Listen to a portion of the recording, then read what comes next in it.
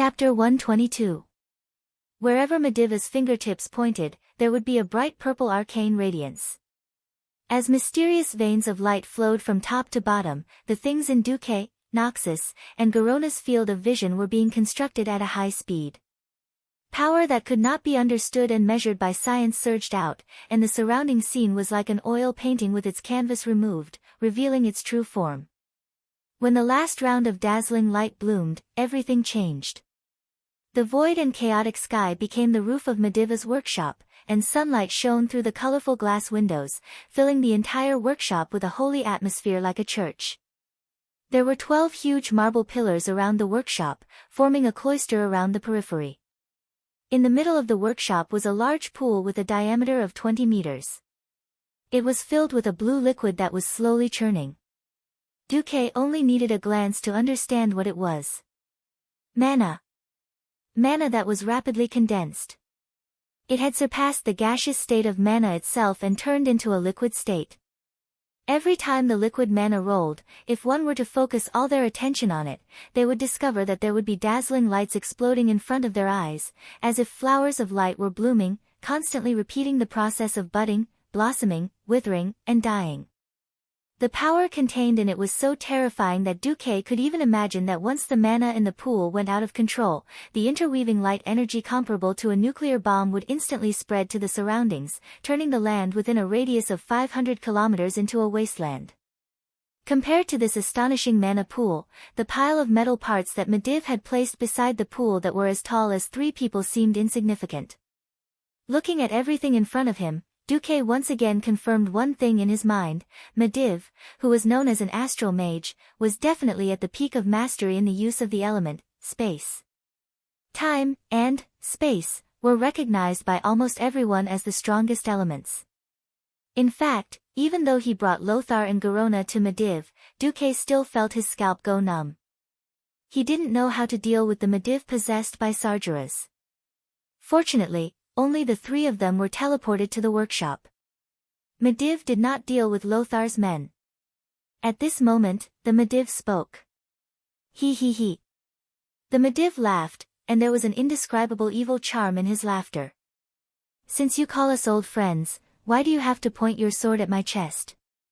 Noxus's gaze fell on Mediva's feet, who was standing beside the mana pool. His eyes scanned carefully from his feet to Mediva's head.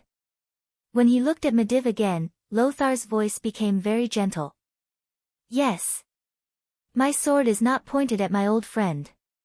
It's not pointed at Mediv, who is a close friend. Noxus sheathed his sword. We're not from the same world from the beginning. You're a high and mighty guardian. As long as you don't abdicate, you can have an almost endless lifespan. On the other hand, Ryan and I are just 2 seemingly noble people, but in reality, we are lowly mortals.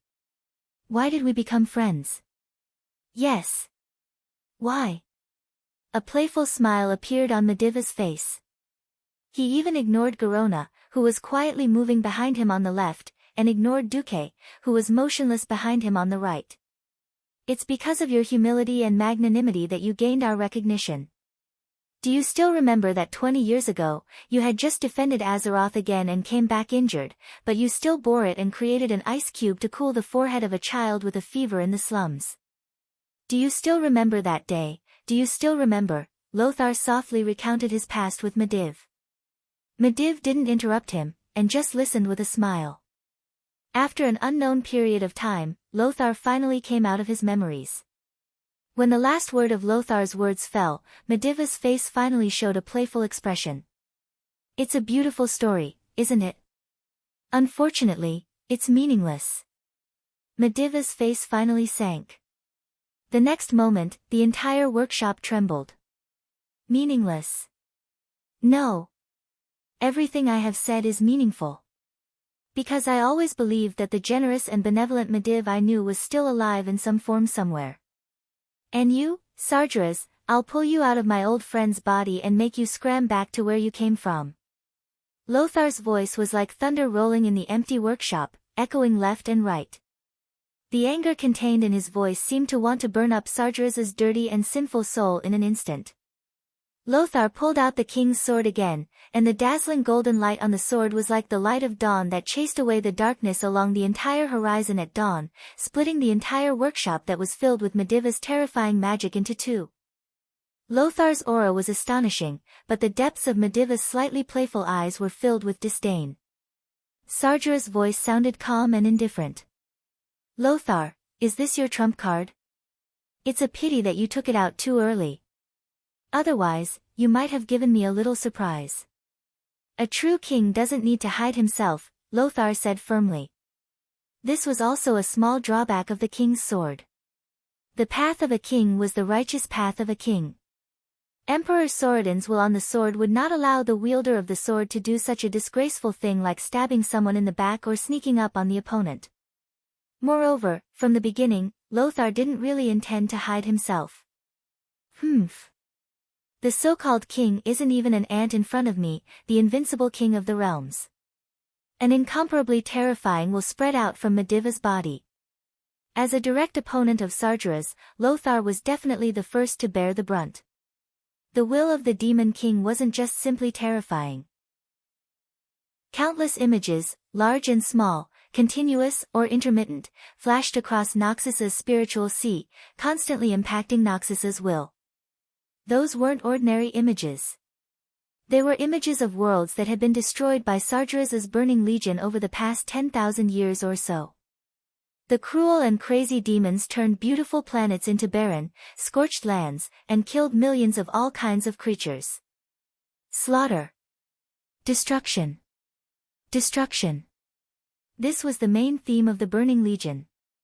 At this moment, Lothar heard the cries of billions of creatures, and tasted their sorrow, pain, and despair.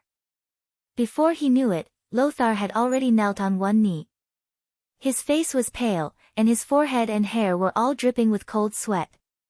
His eyes were pitch black, as if he was about to faint. Noxus felt like a lone boat in a boundless sea of rage.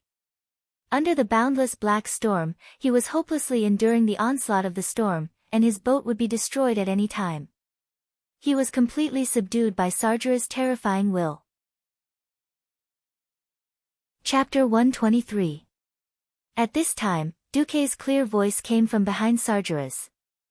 Fallen Titan, destroyer of worlds, lord of the Burning Legion, great king of demons, have you forgotten your tragic defeat in Azeroth 10,000 years ago? Or when you were the son of the former guardian of Azeroth, Aegwynn, you accidentally fell and became retarded at birth? I really don't know where your invincibility comes from. About 25,000 years ago, Sargeras betrayed the Pantheon Council formed by the Titans of Creation, created the Burning Legion, and began his burning expedition. After taking in Kill, Jaden and Archimonde from the Eridar demon race, Sargeras had a smooth sailing life for the next 15,000 years. He won every battle. However, 10,000 years ago, during the invasion of planet Azeroth, he was defeated by the native race of Azeroth and the derivative species of the experimental creations left behind by the Titans. Although Sargeras could blame that failure on his inability to directly descend to planet Azeroth, or on the fact that the dragon soul created by the power of the entire dragon race destroyed the portal, a failure was still a failure. The failure in Azeroth had become the biggest stain in his life ever since he betrayed the Pantheon and established his own power. He still hadn't been able to wash it off until now.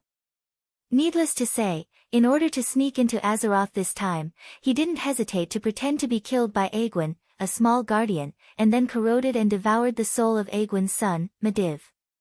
For the great boss of the Burning Legion, this couldn't be said to be a very degrading thing. One could imagine that even if he won this time because of this method, he would be ridiculed to death by his old rivals, the Titans, when he faced his other old rivals again. No, perhaps it was since the failure of the invasion 10,000 years ago that broke the Burning Legion's legend of invincibility, Sargeras could no longer be as glorious as he was 10,000 years ago.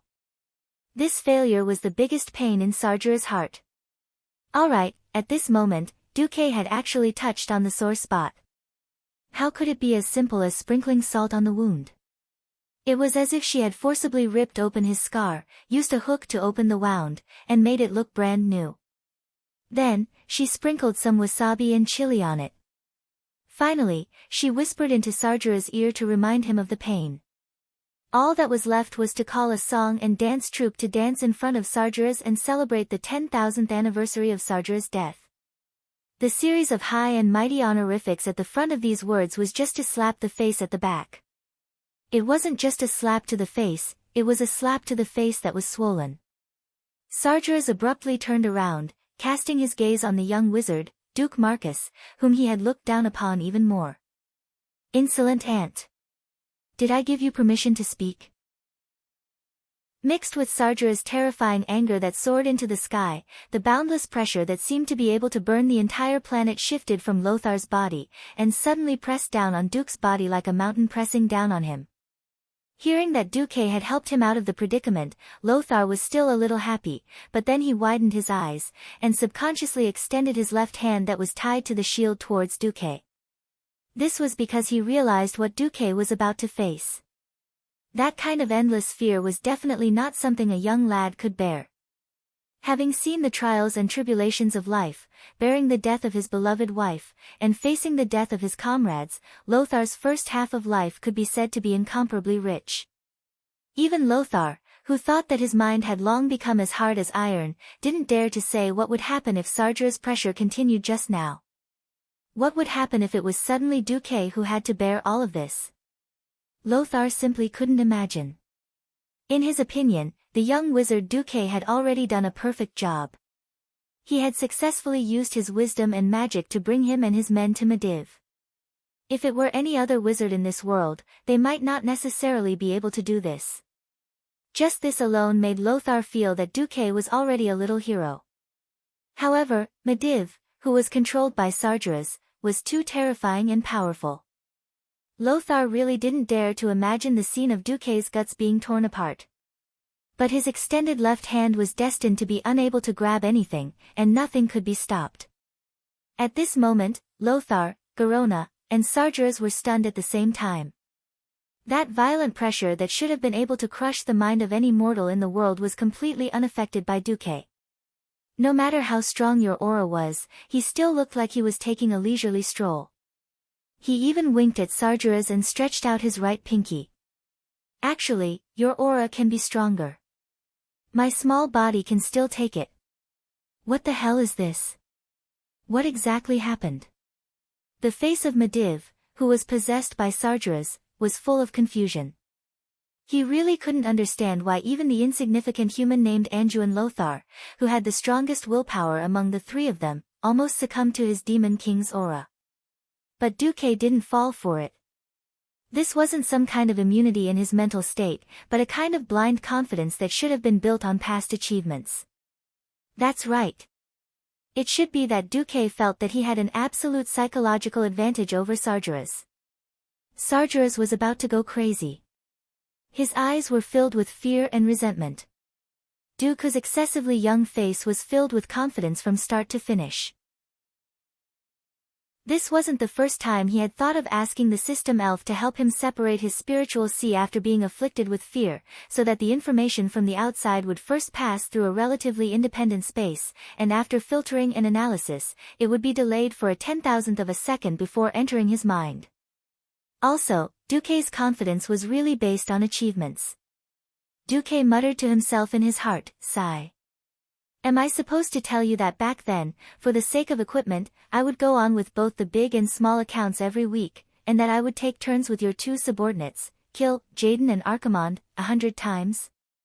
Perhaps it was a joke, or perhaps it was a mental victory, or perhaps it was Duque's firm belief that as long as he brought Lothar and Garona to Mediv, history would be on the right track again. Anyway, it didn't matter whether the others were afraid or not, Duque wasn't afraid, and so he just smiled and annoyed Sargeras. Ugh, it feels so good to show off in front of a super boss. I've changed my mind, Ant. You'll be the first to die. Sargeras let out a deafening roar. At this moment, Lothar made his move. The king's sword blossomed with dazzling golden light, and became one with the stream of light when he used charge. Mediv, who was controlled by Sargeras, quickly turned his staff and pointed it at Lothar. At this moment, Duque saw a strange scene. The passage of time seemed to have become stagnant, and every speck of dust, every ray of light, and even everything around him were moving in a strange trajectory. The female half-orc legendary assassin, Garona, who had been extremely low-key and concealed her aura and presence, made her move. Chapter 124. How strong was Garona? This had always been a question mark. The legendary assassin who would be infamous for killing King Lang in the future was still a half-orc who fought for the humans she loved. It was simple. The whole tribe was against her, and no clan was willing to accept her. But the humans, especially Lang and Lothar, chose to accept her. This made Garona, who had lived a miserable life as a slave, feel warmth in her heart. Perhaps it was to repay a debt of gratitude, or some other emotion. Garona's performance was very pure and straightforward. With a light stomp of her feet, the two curved bone daggers in Garona's hands were already hanging upside down like a crescent moon. Before she attacked, there was a distance of 10 meters between her and Medivh. For many mages, this was a safe distance, and they could clearly see each other's every move. But in the blink of an eye, the sharp blade of the dagger was less than 2 centimeters above the back of Medivh's neck. Shadow Step, a unique skill for thieves. Garona relied on it to easily cross such a long distance, disappear from the shadows, and then reappear in the shadows. When her dagger approached Medivh's vital point, Duque also felt a chill in his heart. Why did he cooperate with Lothar and the Medivh possessed by Sargeras to argue? Wasn't it to attract Medivh's attention and give Garona a chance to deliver a fatal blow? In order to cover Garona, Duque even rushed to use Calm and Mind and Pyroblast before Garona could attack, and instantly threw a blinding fireball in front of Medivh. Duque did his best. Even if at this moment, Dooku wasn't the person involved in this attack, he was still able to clearly understand how fierce and dangerous this attack was. There was no terrifying aura of stars exploding above her head, causing the world to collapse, nor was there any thunder. Garona's dagger did not carry a trace of smoke, there was no sharp sound of wind breaking, and there was not even a trace of aura. If one had to ask what it was like, it would be a kind of hunting that was close to animal instinct. Yes, Medivh was the prey, and Garona was the hunter. Even though they were 10 meters apart, Duque still felt that he would not be able to dodge this attack.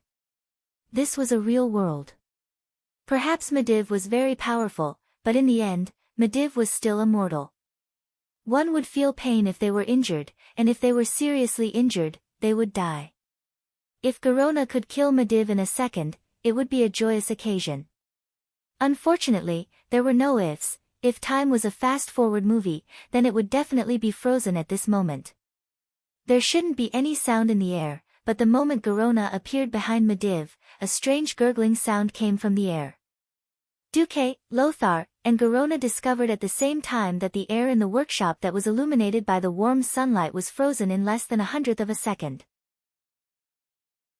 This effect was completely the super-upgraded version of Duque's, de Song's cold prison.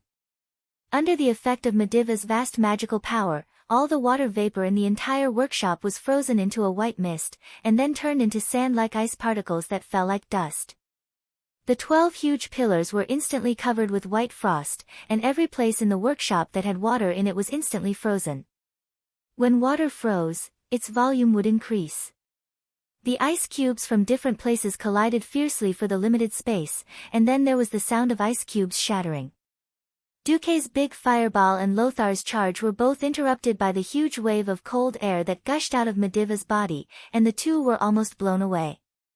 And Garona, who was in the frozen core area, turned into an ice sculpture in the blink of an eye. Not only Garona, but the space several meters in diameter around Medivh was also frozen because of the cold air. The frozen Garona's posture was very beautiful. She lifted her left knee and straightened her right leg. Her arms that were like the wings of a white crane almost completed the final joint attack and stabbed the sharp blade into Medivh's neck. It was just a little bit, but it became a huge chasm. Medivh turned around with a face full of anger, and looked back at Garona, who had turned into an ice sculpture with a determined expression without a trace of hesitation. Bastard! Lothar seemed to be a little confused as to why Medivh was so angry. Originally, in Lothar's imagination, Garona was already a dead person. As long as Mediv broke Garona's ice sculpture with his staff, this extremely straightforward half-orc beauty in his impression would immediately die. Mediv did hit it with the head of his staff. A crack on the ice sculpture quickly spread in all directions. This blow, which was infused with some magical power, brought about a strange reaction on Garona's body, and the crack spread from Garona's strong body. Pieces of ice, big and small, peeled off from Garona's body like a broken mask. With the loudest cracking sound, when the shattered ripples spread to Garona's entire body, Garona, who was already a little dazed from the freezing air, fell out of the ice sculpture while shivering. However, the moment she saw Medivh's face, Garona's face was filled with incomparable stubbornness. Mediv hit Garona. Yes, he hit her. He hit her with his fists. The dignified magic level Mediv actually hit Garona in front of the dumbfounded Lothar and the imaginative Duque. You bitch. You actually want to kill me? With a punch, Garona's left face suddenly had a bruise. Because of the green skin of the orcs, this was actually not obvious. Why can't I kill you? Garona, who had temporarily lost the ability to move because of the ice, asked stubbornly. Bitch. Why don't you think about who spared your life? Let an assassin like you who pretended to be an emissary live. You actually don't know how to be grateful, and you still want to kill me? Mediv, or perhaps Sargeras was still angry, punched her again. Humph. It's my greatest shame to be possessed by a weak male like you. Wait. Something seems wrong. Lothar's facial muscles instantly froze. And Duque suddenly remembered a secret, that was the story of a savior named Mediv in the future. Mediv, one of the founders of the new Tirisful Council. In order to resist the invasion of the world of Azeroth by the ancient gods, he ran around everywhere. In particular, this Mediv was a mix of orcs, Draenei, humans, and titans. That's right. He was the child of Mediv and Garona. Garona used to be one of the assassins sent by Dan to pretend to be an emissary and assassinate Mediv. Mediv killed all the orc assassins except Garona. Then Garona was sent back to deliver a message to Dan, and Dan sent her to Medivh's side as a spy to serve the interests of the orcs.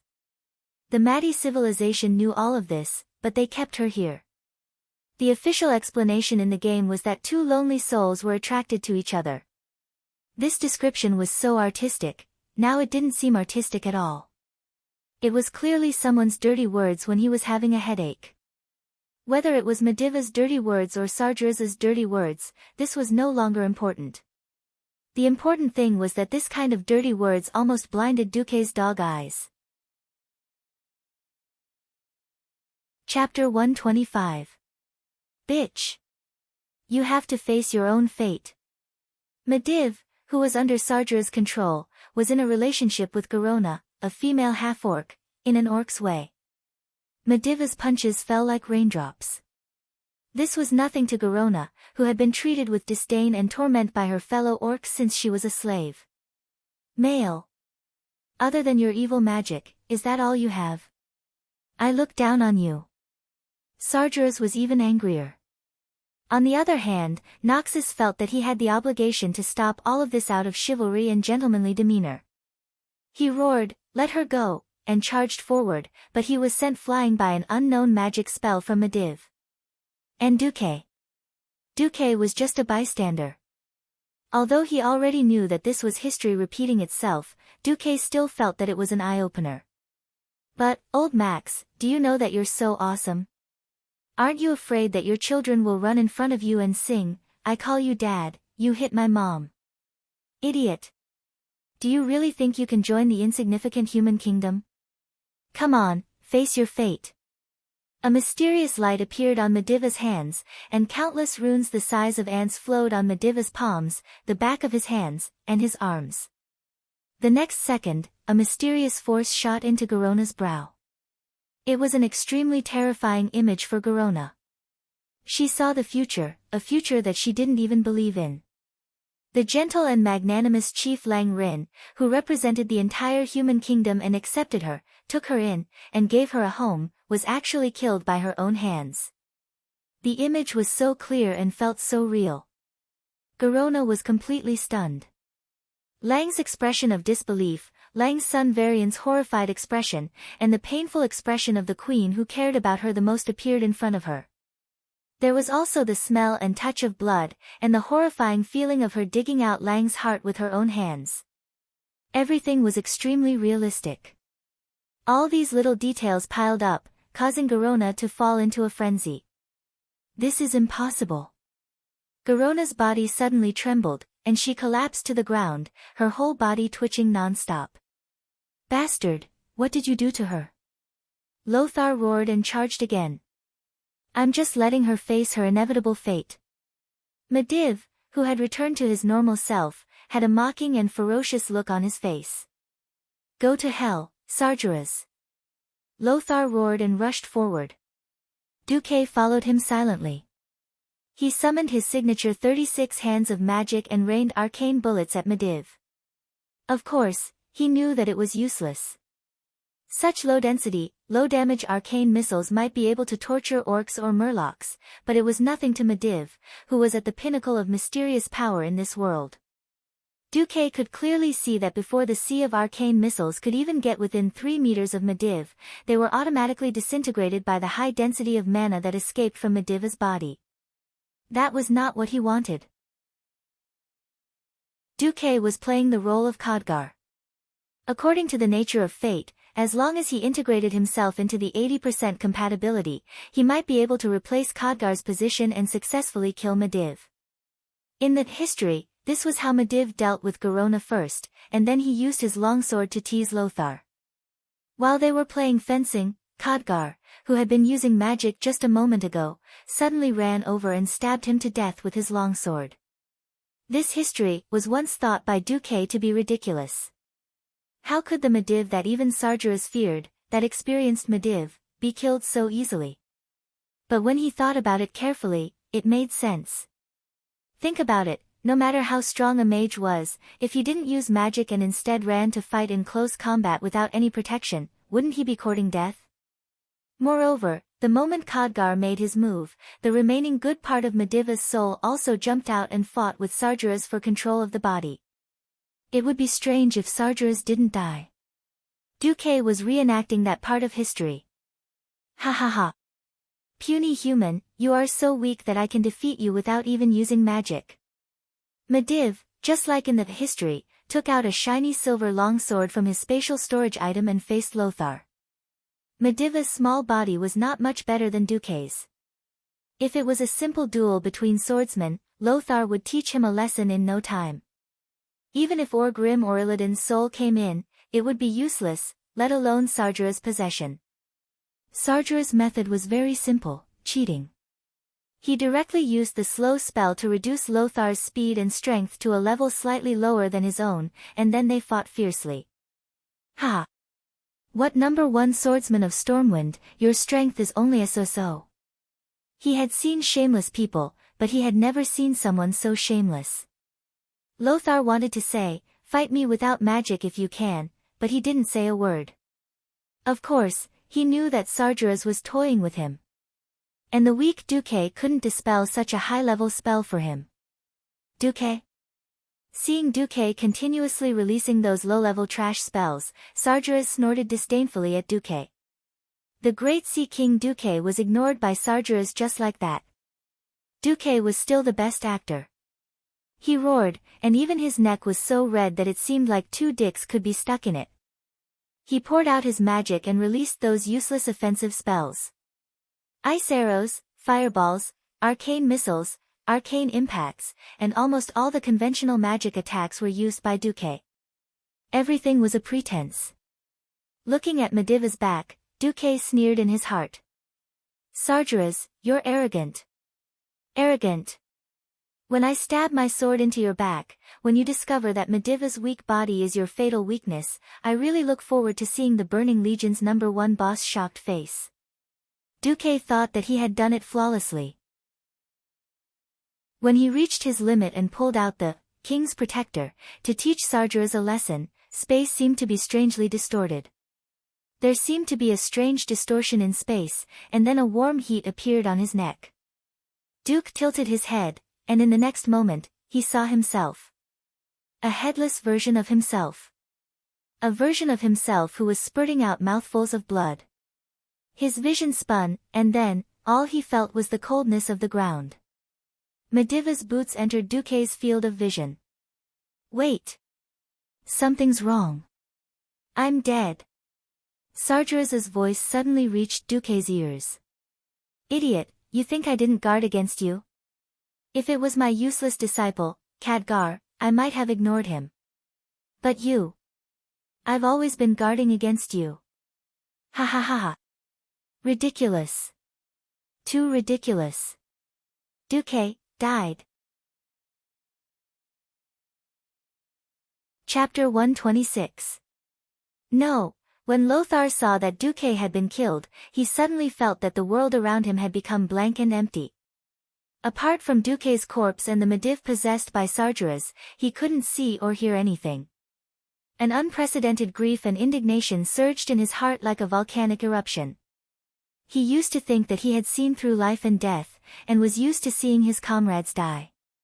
He was no longer afraid, and he could treat the death of everyone around him coldly. In fact, when he faced this moment again, Lothar still found that he couldn't do it. From the moment he met Duque, Lothar only felt that he was a talented and flamboyant kid. When he was Duque's age, he vaguely remembered that he had done a lot of crazy things, but whenever there was a problem, there was always Lang, the prince, to take care of it. At that time, Lothar only had pure admiration for Duque. When the name, Sea King Duque, appeared, Lothar originally didn't like this kind of person who relied on business to rise, but as time passed, Lothar changed his view. Everything that Duque did proved that he was responding to the crisis, for the benefit of Stormwind, and even for the benefit of the entire human race.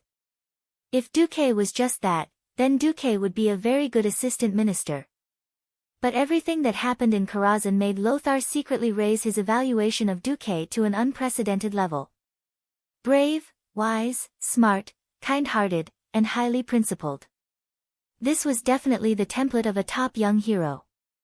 Lothar quickly realized that if Duque was allowed to grow, he would be the pillar of Stormwind's next generation. He and Lang were still in the prime of their lives, but they would grow old after all. Prince Varian was still young, and when the time came, it would definitely not be Lothar who would help Varian to the end. Duke Bolvar for Dragon was a very good candidate.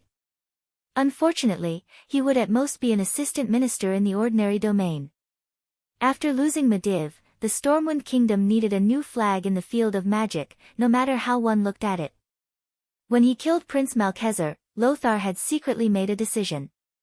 If he succeeded this time, he would definitely recommend Duque to the throne when he returned. However, just as Lothar made up his mind, Duque was killed by Sargeras in front of him with the face and body of his old friend of decades. A guardian level, slow, and a plain horizontal slash ended the hope of Stormwind's future. The death of a genius was the most painful.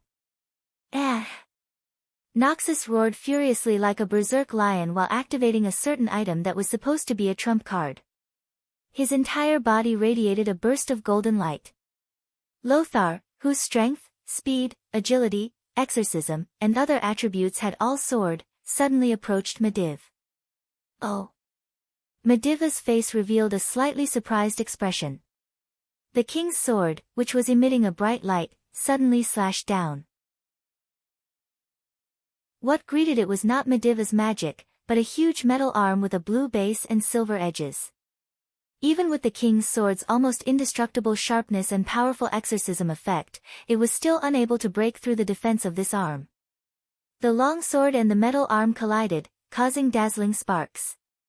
The metal on the huge arm let out a shrill cry, and even the metal arm bent slightly backwards. After all, it was still blocked. Only then did Lothar notice that the huge pile of metal beside the mana pool just now was an unactivated golem. Now, this huge golem with condensed arcane energy as its body and metal parts as its auxiliary had become a natural barrier between him and the Demon King Sargeras.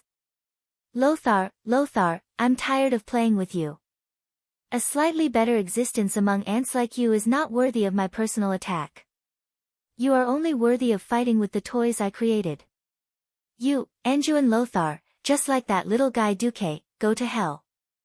Mediva's face showed the greatest evil aura. Every contorted facial curve on his face was condensed with malevolence and disgust. Mediva's whole body began to transform.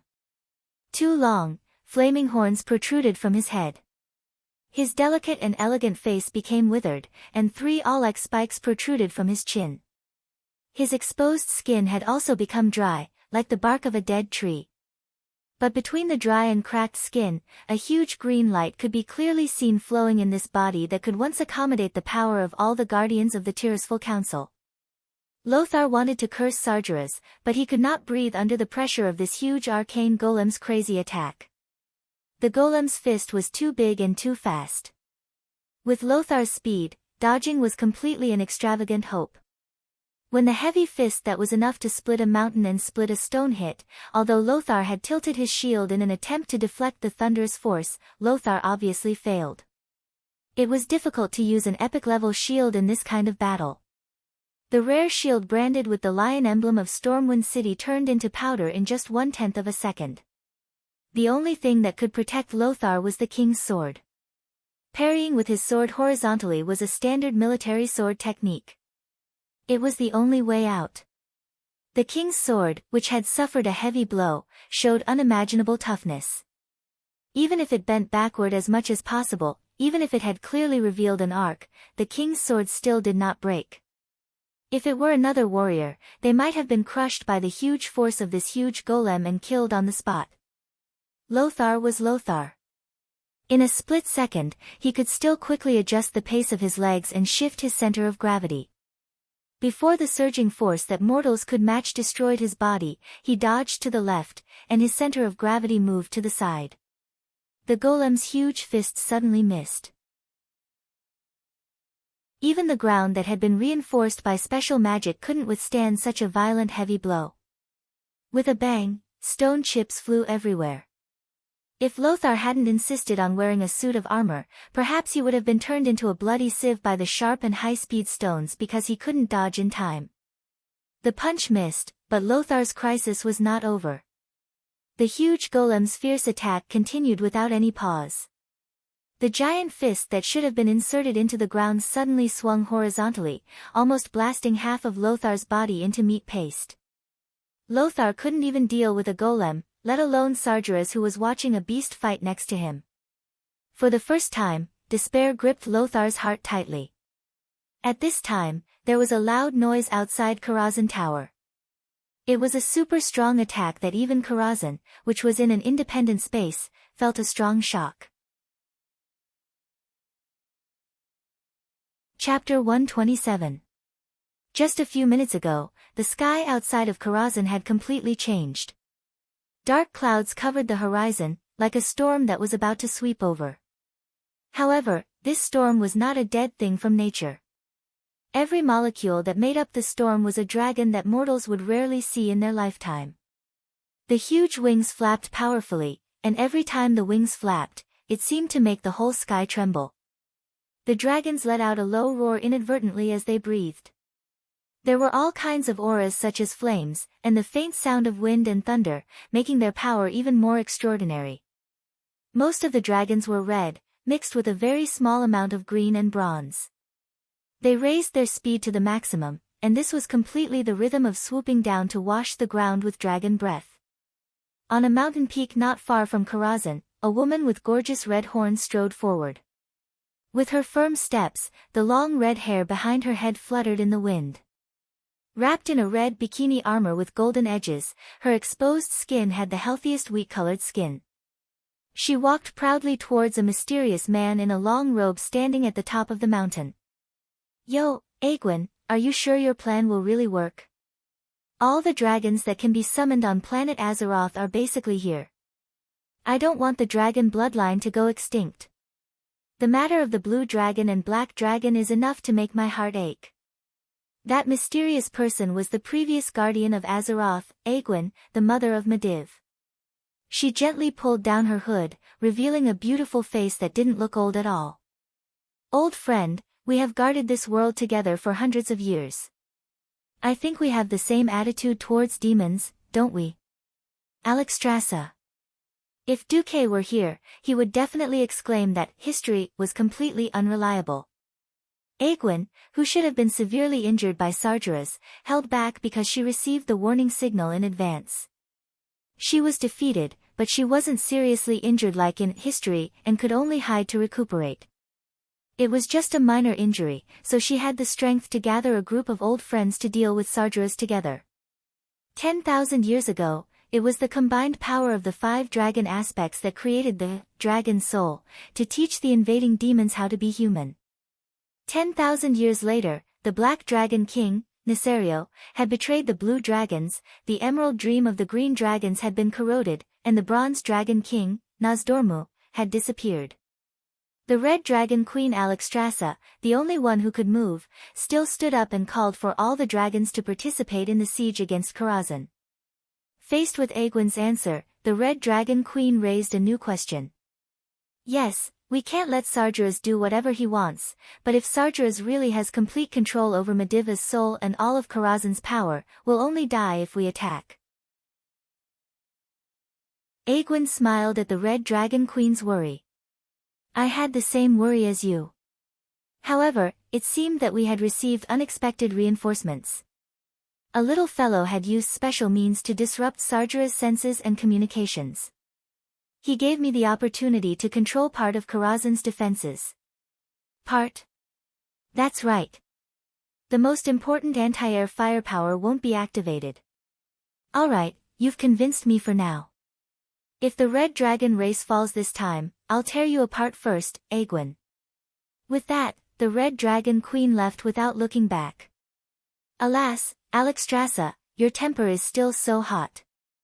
As the Red Dragon Queen left, a beautiful and elegant female figure slowly appeared not far from Aegwyn. Sky-blue shoulder-length hair, long ears, a moon-white robe, and a dignified and calm temperament. Everything about this mysterious night elf was extraordinary. A huge white tiger accompanied this beautiful night elf dressed like a priestess. Shadow evasion, one of the night elf's signature racial talent skills. This priestess was so powerful that she could even fool the Red Dragon Queen. No, it might not necessarily be fooled. Perhaps Alexstrasza had found out but didn't bother to point it out. Dragons were powerful and proud. There were many things that dragons would not cooperate with other races unless they had no other choice. So the dragons and Aegwyn were one thing, and Aegwyn finding other helpers was another. Aegwyn sighed again. Thank you for your help. The priestess standing beside the white tiger smiled lightly, revealing a beautiful smile that even the stars paled in comparison. I'm just helping as an individual. It has nothing to do with the night elves. Alas, alright. This is at least a beginning. The priestess interrupted Aegwyn's topic. There is no beginning, and there is no end. Do you want me to repeat myself? No need. Get to work. As the priestess chanted, a mysterious power began to communicate with the entire world. The sky that had been bright a moment ago suddenly darkened. The clouds disappeared. The sun disappeared.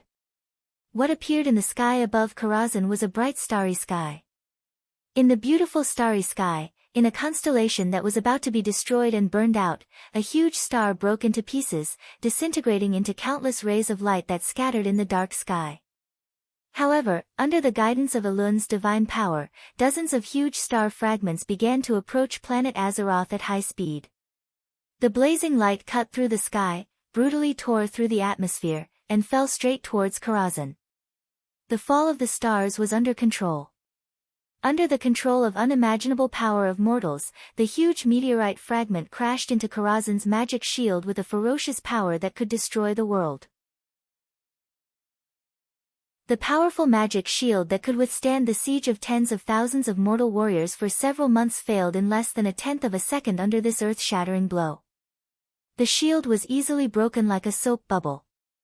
The trajectory of the slanted fall, the strong wind pressure, and the ear-piercing whistling sound all announced the arrival of destruction to the master of Karazhan. Bastard, who is it? It was only then that Sargeras reacted as if he had just woken up from a dream, and there was an angry roar in the mage tower. Unfortunately, it was too late. The first falling meteorite fragment was the size of a carriage. Under the acceleration of gravity, the perfect combination of speed and gravity was the entire highly enchanted main gate of Karazhan, which even siege alls could not shake at all, along with the two-story building, collapsed into powder in an instant. The second meteorite fragment fell, and the secondary tower that guarded the main tower of Karazhan was like a sandcastle that had been washed away by the waves. It collapsed into powder in an instant, and dissipated with the wind in the direction that the meteorite had come from. The third, fourth, more than a dozen meteorite fragments fell with a loud bang. Even someone as powerful as Sargeras could not help but be flustered under this kind of attack. This was the signature move of a famous priestess, falling stars.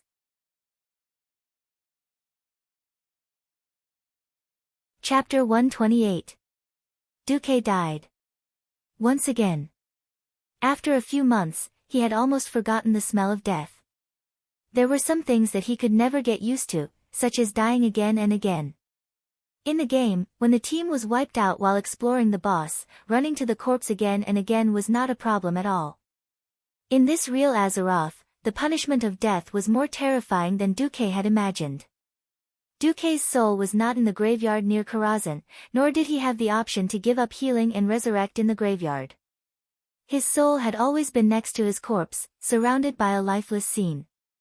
The scene of death, which he had once been very uncomfortable with, extended to the end of his vision. In the black and white world in front of him, there were dark gray, almost black clouds floating everywhere. They seemed to be pulled by some invisible force on Sargeras's body. They slowly rotated around Sargeras like a whirlpool, like a slowly rotating tornado. Just as he had feared, when he encountered a superior demon, his soul was very easily corrupted and eroded. Now, it was bound by the evil power of the Demon King. System notification: you have been killed by the Demon King Sargeras. Due to the image of highly concentrated demon power, your soul power is only left with 70% and your humanity is 60%. Warning: you are now within the range of Sargeras's soul corruption. You will lose 1 soul power and 1% of your humanity every 5 minutes. You cannot leave the 100-meter radius of Sargeras in your soul state. Fortunately, Duque still saw the option to pick up the corpse and resurrect, and Sargeras didn't seem to notice his special soul. He didn't dare to resurrect. If he resurrected casually, he would be easily killed again, and it would make Sargeras even more vigilant. He couldn't drag it out for too long. Otherwise, he could only join the Burning Legion and become a demon. Duque could wait, but he wouldn't sit still and wait for death. When he couldn't hold on any longer, he would naturally give it his all. However, Duque in his soul state wouldn't just sit around and do nothing. He had done something that most mortals couldn't imagine: he had hacked into Karazhan's defense system. This wasn't just his own effort. The greater credit was due to the system elf and a certain special existence. There was no doubt that the system elf was powerful. In the world with computers before his transmigration, most of the complicated and relatively simple tasks were handled by computers. Not so in Azeroth. If there was no magic, this would still be a world where the officers on the battlefield could only shout orders, and if they were too far away, they could only release signal flares or have the cavalry act as messengers. Even if there were spells, magic arrays, and other defense systems, they were still mostly simple information feedback. For example, if someone triggered a certain alarm system in Karazhan, even the most sophisticated sensor could only barely sense the strength of the other party, the number of people, and other basic information. In order to carefully assess the enemy's strength, the mage himself had to use Mage's Eye and other observation methods to confirm it with his own eyes. If the owner of Karazhan was still Medivh, Duque might not have been able to do anything. But Sargeras was another matter altogether. Previously, in order to confuse others, Karazhan's entire magic defense system was set up in the style of humans. Basically, Sargeras wasn't easy to use. After Sargeras completely controlled Medivh, he didn't have the time to change the entire mage tower to the system that demons were used to, because Sargeras was busy plotting against the 6 members of the Tirisful Council. Sargeras didn't think it would be useful, so he left a big gap for Duque. Moreover, Duque had a helper, the soul of Medivh's biological father, Alan. On the night that Medivh came of age, he was awakened by a nightmare. The huge energy in his body began to explode, crossing the astral plane and alarming the priests of the Northshire Abbey. They rushed to the storm's stronghold at top speed, and Alan and hundreds of priests worked together to suppress the explosion of energy. A few days later, the energy suddenly disappeared.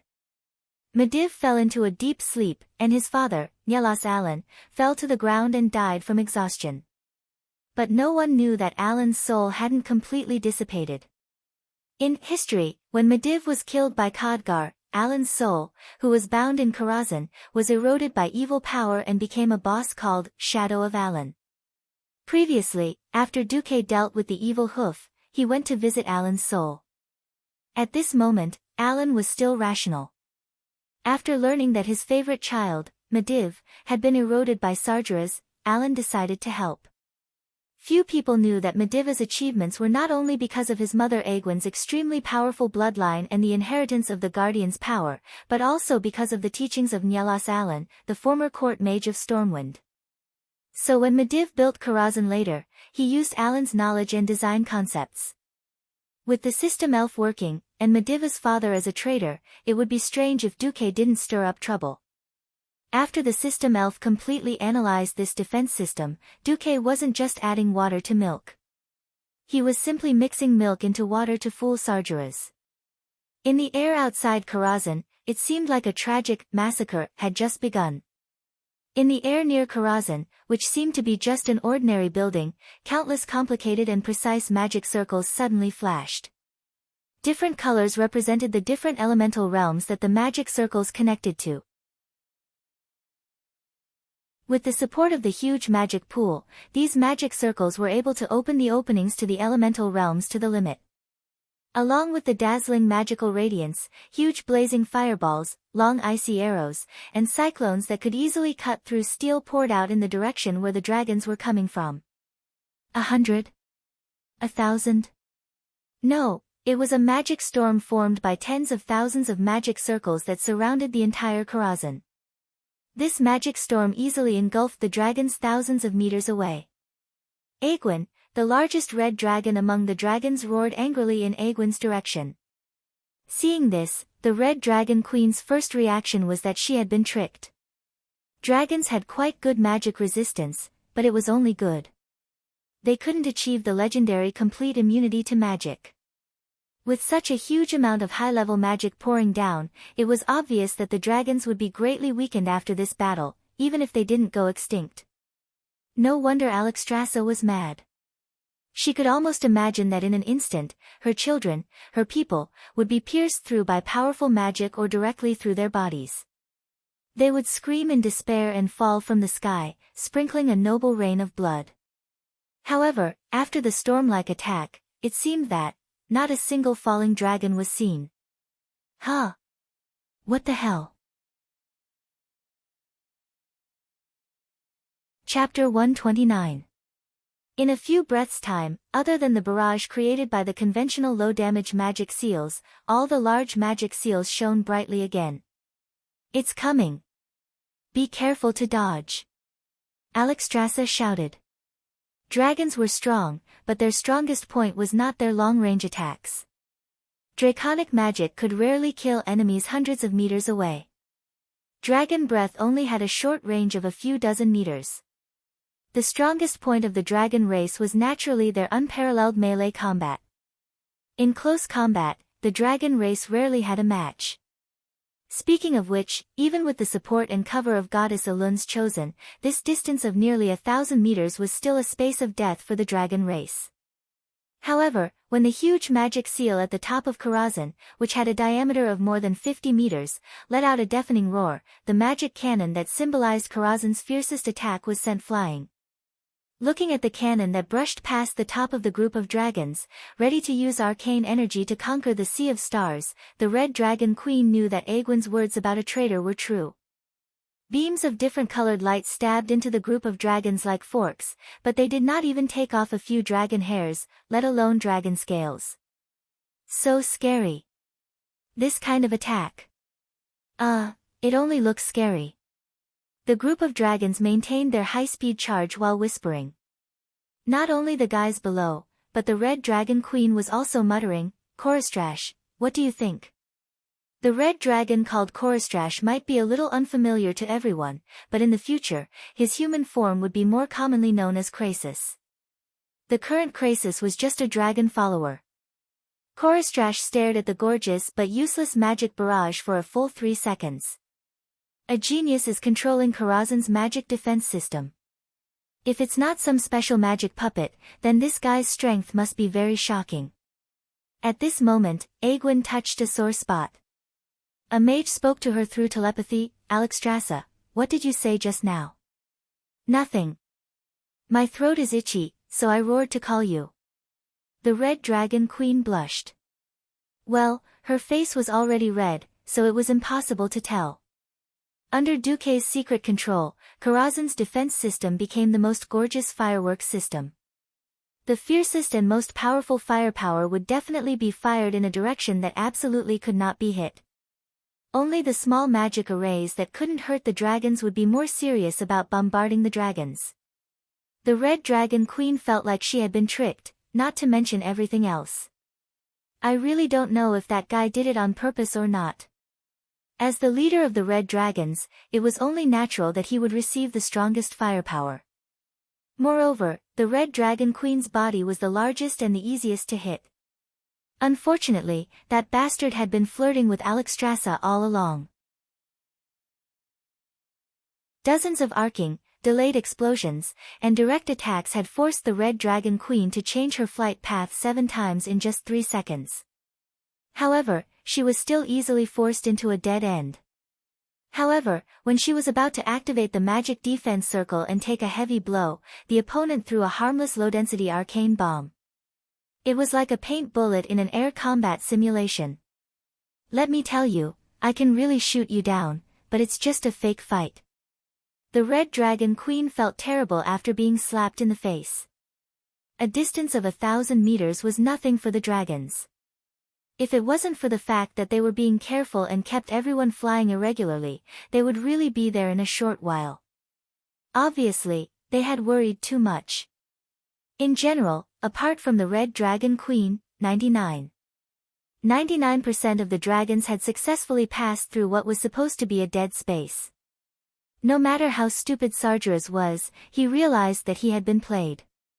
The magic defense system of this era usually used some fixed shooting routes to form a barrage, and then cooperated with magic apprentices or controllers to further divide the air defense zone. However, Sargeras neglected one thing. He didn't have lower-level officers or magic apprentices to help him deal with the defense system independently. He had wanted to use demons, but the entire mage tower had been designed according to human standards. For example, the control rooms couldn't be entered by larger demons. This became a flaw. Bastard! Who did this? Although he cursed, Sargeras certainly couldn't let these big lizards charge into Karazhan unscrupulously. Karazhan had the pool of magic that supported the entire dark portal.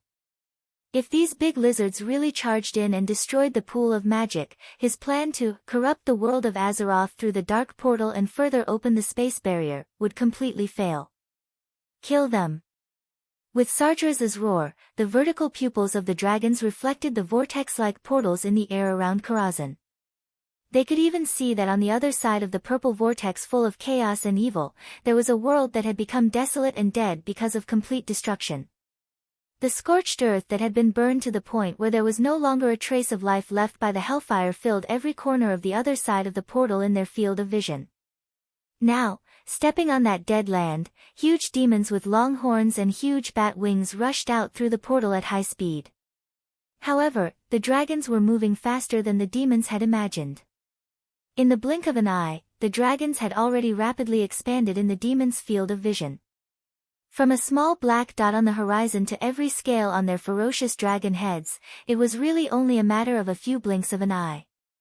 It was like a replica of the battle between the 5-colored dragons and the Burning Legion 10,000 years ago. The earth-shattering roar resounded through the earth again. But it was obviously different from that time. For the first time, the demon army was at a disadvantage. A large number of demons didn't have time to pass through the portal before they were blocked by the dragon's breath. They couldn't use their advantage in numbers at all. A large number of burly half-dragons that were as tall as 3 people jumped down from the backs of the dragons, waving double-headed blades that were more than 10 meters long, and cutting the bodies of the demons. Sargeras almost went crazy with anger when he saw the image transmitted through the mirror. It was the first time he had fought so hard.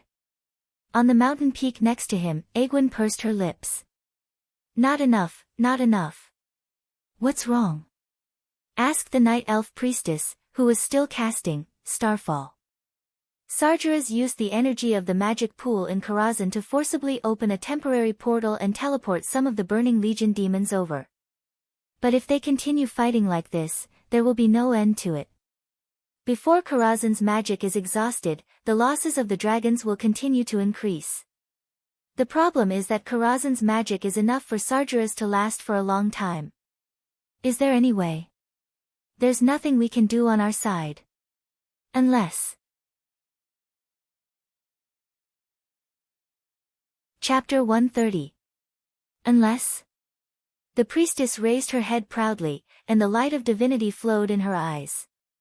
Unless the group of people who raided Karazhan can deal a fatal blow to the Demon King while we're holding back most of Sargeras' forces. Can they do it? The Night Elves expressed their doubts. The one inside is a descendant of Thoradin. Thoradin the Great was a name that even the most ignorant Night Elves had heard of. Even though the Night Elves didn't have much contact with the humans, it didn't stop them from knowing that there was a hero on another continent who chased away the trolls, united the various human tribes, and built a great empire. Hearing this name, the priestess was in awe. If Anduin Lothar really did it, then he'll be the hero of the entire world of Azeroth. Egwene's voice lowered. What was Lothar, whom Egwene had high hopes for, doing? Sorry. This great hero was running away in a sorry state. Lothar was very tired. He could hear his extremely heavy breathing. The sound of blowing bellows announced that his physical strength had dropped to a very low level. His lungs, which felt like they were not enough no matter how much oxygen he inhaled, could no longer squeeze out more of his physical strength. He took off his helmet, and after the shoulder strap of his armor was accidentally broken, he had to take the opportunity to remove and throw away the armor. He only had time to throw away the well-bound gauntlets and leggings. It couldn't be helped. In front of the golem whose power was beyond human imagination, the word power was meaningless. The only way to save his life was to dodge flexibly. Between the 12 pillars surrounding the workshop, Lothar rolled and crawled to dodge the attacks of the giant golem again and again. Gradually, his physical strength and luck seemed to have reached the end. Lothar glanced at his old friend Medivh, the guy who should be called Sargeras now. An evil red light glowed in the eyes that were sunken into the sockets. Its white teeth seemed to be ready to devour people at any time. Its withered body that did not have a trace of life aura was even more frightening. Sargeras ignored Lothar and muttered a series of demon incantations that Lothar did not understand. He didn't know if this was the incantation to maintain the door of darkness or something else. Looking at Garona, who was still twitching on the ground, and Duque's corpse, whose blood had gradually turned cold, Lothar's will to resist did not weaken at all, but despair had unknowingly gripped Lothar's heart. In front of the leader of the Burning Legion, Sargeras, the little power of humans was too insignificant. They couldn't even be considered a mantis trying to stop a chariot. Even if Lothar guessed that Sargeras had been pinned down, what else could he do? He couldn't even escape the giant golem's pursuit. The enormous lightning balls that the golem threw out were glittering with blue and white electric arcs, emitting ear-splitting noises that stimulated Lothar's nerves non-stop and threatened him. If he dared to cross the line, Lothar's only outcome would be to be burnt. Lothar took advantage of an opening and used all his strength to rush over. He failed. The huge golem was more agile than he had imagined. A huge fist blasted over, and Lothar had no choice but to roll awkwardly to avoid this blow. The fist blasted less than a meter away from Lothar, which happened to be a huge pillar. The destructive shock spread to the ceiling above Sargeras' head, and a huge black line of twisting cracks immediately appeared on the wall. The black line was spreading at high speed, and after a while, a small part of the entire workshop collapsed. Crash! Rubble fell all over the ground, and unknowingly, it covered Duque's corpse. Lothar had no time to care because another heavy punch from the golem had already arrived. It's over. Even before the fist arrived, Lothar knew that he couldn't dodge it this time. Not only was his stamina almost exhausted, but a piece of rubble had also hit his ankle just now, and a piercing pain suddenly came. Perhaps he would be fine after resting for a while, but the problem was that the inhumane golem would not give its enemies time to rest. Bam! With a loud bang, Lothar was swept away by the golem's giant fist. At this moment, Lothar only felt that his internal organs had shifted positions. Death was right in front of him. Lothar was very tired. He was physically and mentally exhausted, and he couldn't even stand up. As a swordsman, he should never abandon his sword, but it had already been knocked away by the bombardment just now. After spinning a few times, the king's sword lay quietly behind Medivh. Sargeras' face was full of mockery. He didn't stop chanting, and used a voice that came from his soul to talk to Lothar. Hee. Lothar. Lothar, you've finally reached the end of your life. Why, do you have any thoughts? Lothar should have truly and completely lost all hope. But at this moment, a strange figure appeared on the back of the huge golem. It was a shadow that was close to a soul, but Lothar dared to swear that the ghost was definitely Duque. There was no way he would mistake the face that had filled his mind since the beginning. He also clearly saw the soul-like Duque give him a hand gesture. That was what he had taught Duque before entering Karazhan. It meant, I need cover. Cover? What cover? Well, the only thing he could do was to taunt. Lothar sat up in a very pretentious manner and combed his hair with his left hand. Sorry, it's not time for me to sum up my life yet. Because I have a shocking secret about the world of Azeroth. At this point, Lothar's voice trailed off. Huh? Sargeras' interest was piqued. He had seen many people who betrayed their masters for glory.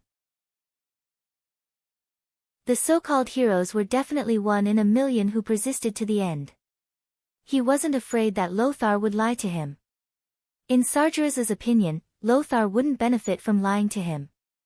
Moreover, Lothar was a descendant of the human Thoradin the Great. Maybe he really had some secrets. Sargeras approached Lothar as he chanted. Beside Lothar, the huge golem raised its fist high, ready to smash Lothar into minced meat at any time. It was only waiting for Sargeras' command. Standing in front of Lothar, Sargeras raised his chin arrogantly and looked down at Lothar, who was walking on the ground. You can speak now. Of course, the consequences of angering me are worse than death. You have to know one thing, mortals are not finished at all in front of my power. Well, my secret is. At this point, Lothar's voice became weaker and weaker. In the second half of the sentence, Lothar's voice suddenly became louder.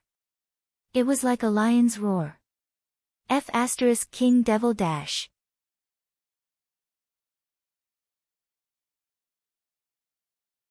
Chapter 131. After shouting, Noxus really didn't have any strength left. Ever since he saw that Duque, who he didn't know if it was an illusion, appeared again and gestured to him that he was done, he went all out. Sure enough, as soon as he finished speaking, a middle-aged ghost in a Stormwind Court mage robe suddenly appeared on his left. Without saying a word, he directly shot an ice arrow at Sargeras. Sargeras was also stunned. Who is he?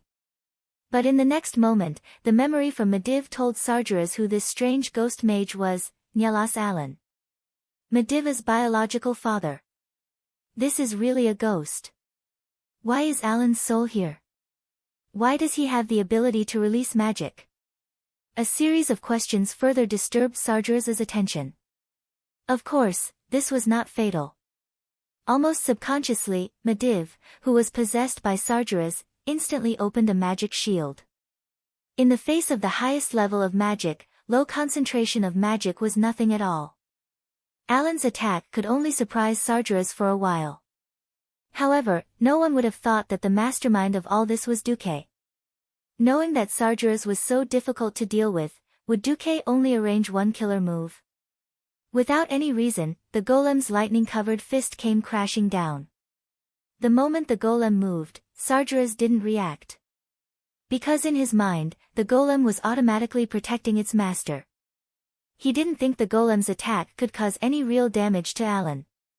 But after figuring out that Alan was actually a spirit, Sargeras had more means to deal with this Medivh's biological father. Huh? The eyes of Medivh, who was controlled by Sargeras, suddenly flashed. It was a frightening light. Because Sargeras was shocked to find that the golem's fist actually changed direction in the air and blasted straight at his head. What the hell? Sargeras had to make a second reaction in such a short time. He even interrupted Medivh's incantation and summoned two huge flaming arms at the cost of magic backlash. It was a pair of huge flaming arms the size of a carriage.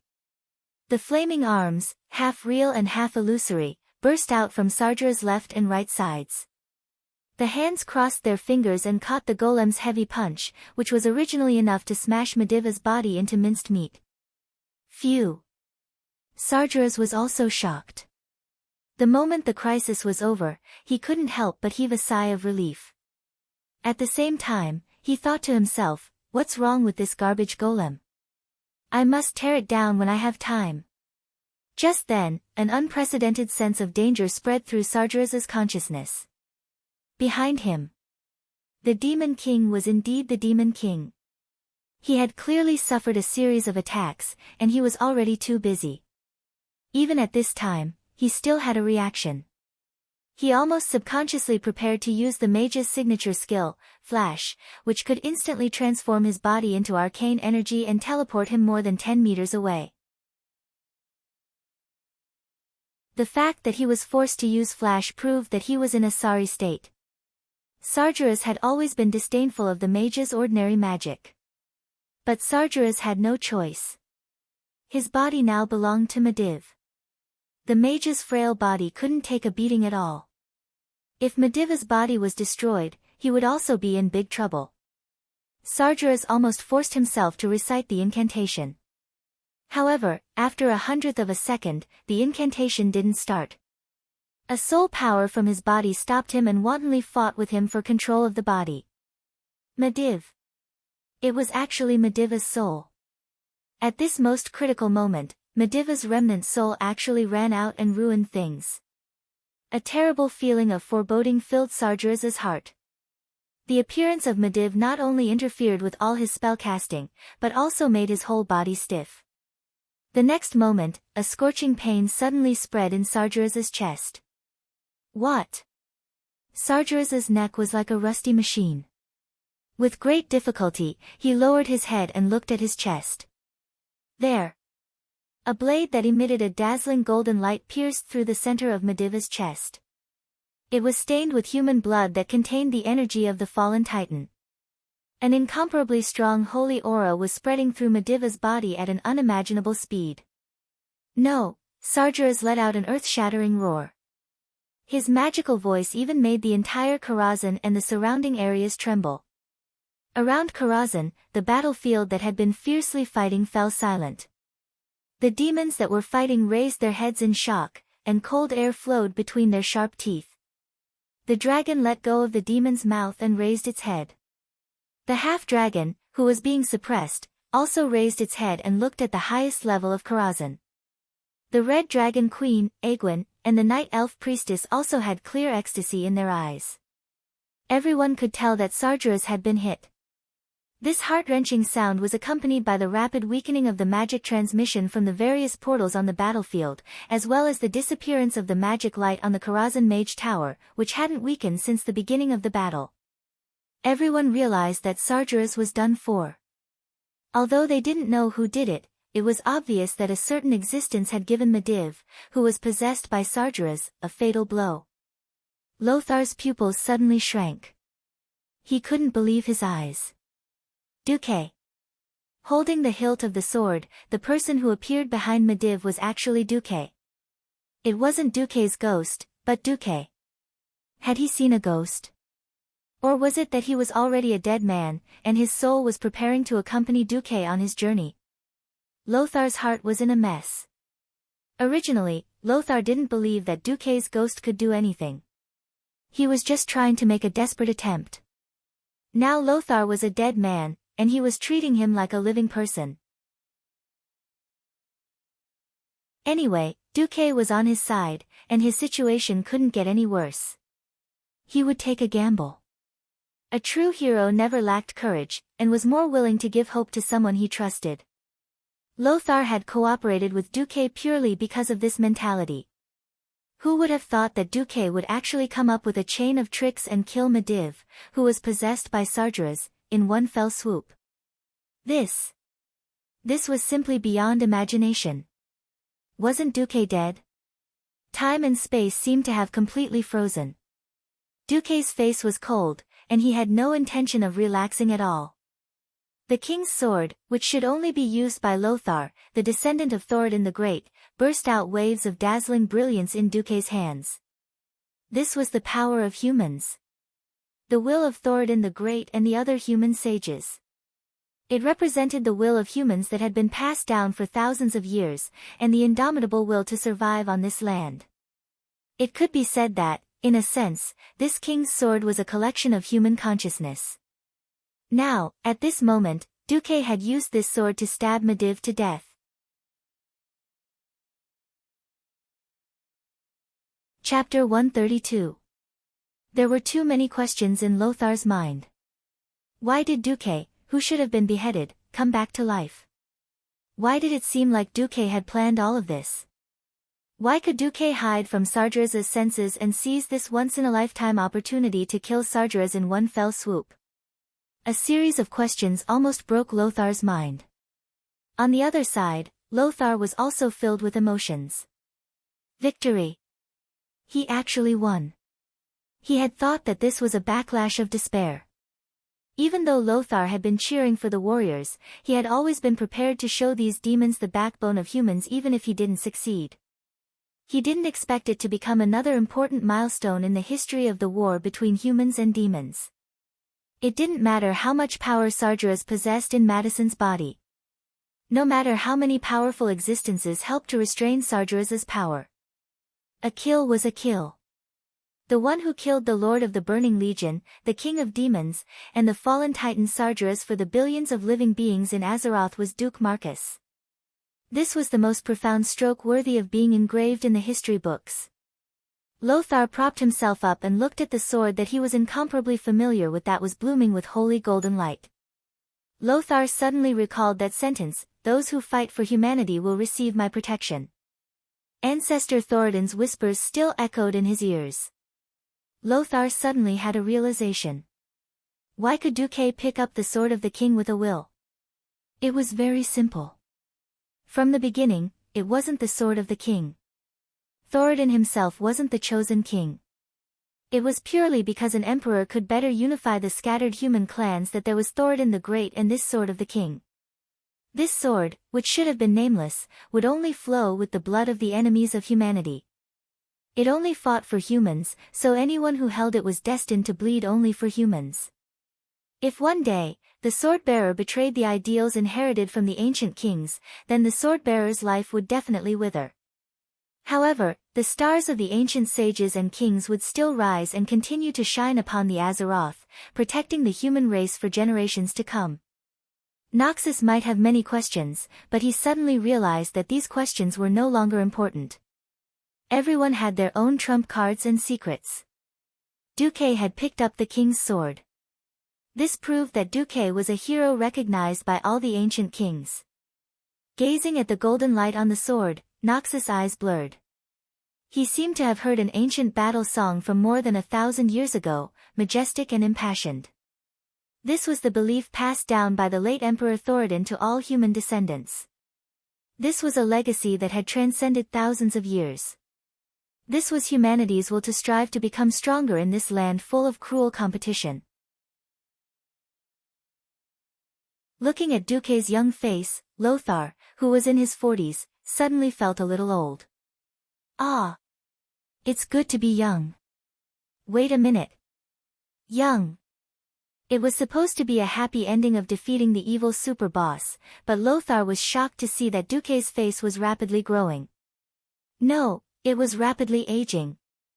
Almost in the blink of an eye, Duque's face grew from a childish 14-year-old to a 16-year-old. 17 years old. 18 years old. No. This wasn't growing. This should be some kind of extremely vicious curse that Sargeras cast before his death. He was using the last of his strength to counterattack Duque. Just as Duque held the sword with both hands and forcefully stirred and tore Mediva's heart, Sargeras raised his left hand and backhanded Duque with a mysterious black energy pattern. Sargeras' roar before his death proved this point. Duke Marcus, you ant, do you think this is the end? No. I'm immortal. I'm immortal. But you have to pay for hurting me. Sargeras' furious voice reverberated throughout Karazhan, and even the entire Upwind Trail area. At that moment, every human, elf, and giant dragon who participated in the attack on Karazhan heard the name of the hero who killed Sargeras. They were happy for Duque. They were also worried for Duque.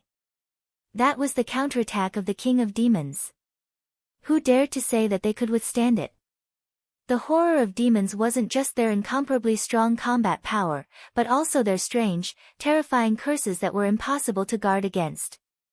If they were not careful, even a dragon with an incomparably strong body would die tragically. The other dragons could only watch helplessly as their companions died in pain and despair. Not to mention the frail humans. In fact, even Duque himself was regretting it, let alone the others. Damn, why did I have to deal the final blow? Damn it, is Khadgar's tragedy going to happen to me? At that moment, Duque's heart was filled with tears. Before he killed Mediv, who was possessed by Sargeras, Duque had been thinking about how to kill old Max. Now that he was dead, Duque suddenly realized another rather important matter. In history, Khadgar had ambushed and killed Mediv, and he had also been cursed by Sargeras before he died. Khadgar's life force had been sucked away.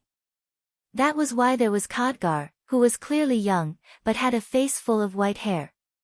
While time seemed to have frozen, Duke's mind was filled with hundreds of thousands of curses. I didn't think that Khadgar would die for no reason, and I, who replaced Khadgar as the hero who killed Sargeras, would also be cursed by this disgusting curse. He thought about how he, who had clearly been a young man before and after transmigrating, was actually going to become a little old man. Although a certain someone had said, a real man will always be loved no matter what he turns into, but, whoever wanted to turn into an old man could do it themselves. Don't look for me.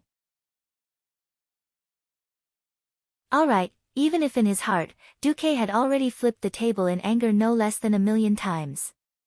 In reality, only a blink of an eye had passed. Duque didn't dare to let go at all. He continued to pour his mental strength into the king's sword.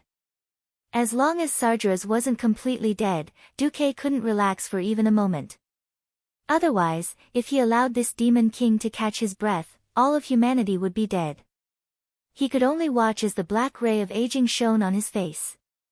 He could only helplessly let Sargeras' curse suck away his life force. This feeling of his body being hollowed out was terrible. Suddenly, an absolutely unexpected figure used his hand to block the trajectory of the black ray shooting towards Duque. Nyelas Aaron, the soul of Mediva's father, had used his soul body to block the attack for Duque. You. Duque's facial muscles froze.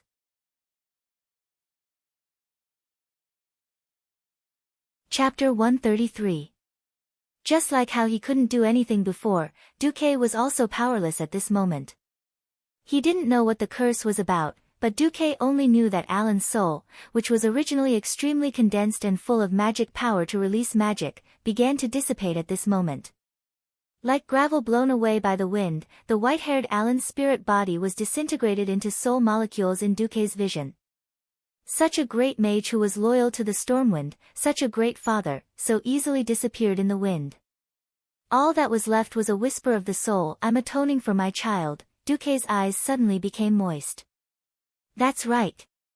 He had used Mediva's possession as an excuse to persuade Alan's soul. He didn't expect Alan's father to choose to be completely annihilated in this world for the sake of atoning for his child. It was precisely Alan's sacrifice that temporarily alleviated Duque's curse. At this moment, another person that Duque couldn't imagine came to the rescue.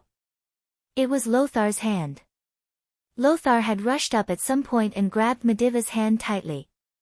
A considerable portion of the evil power that was supposed to pour onto Duque's body was diverted by Lothar. Lothar's temples were turning white at a speed visible to the naked eye. Bastard! You can all wither together. Sargeras was mad. He struggled fiercely, trying to free his body from the sword's piercing, and at the same time tried to increase the strength of the curse. Suddenly, Sargeras discovered that Mediva's right arm had returned to the shape of a human hand. It was a very strange sight. Mediva's left hand was still as thin as a skeleton, and his entire arm emitted a terrifying evil and filthy aura.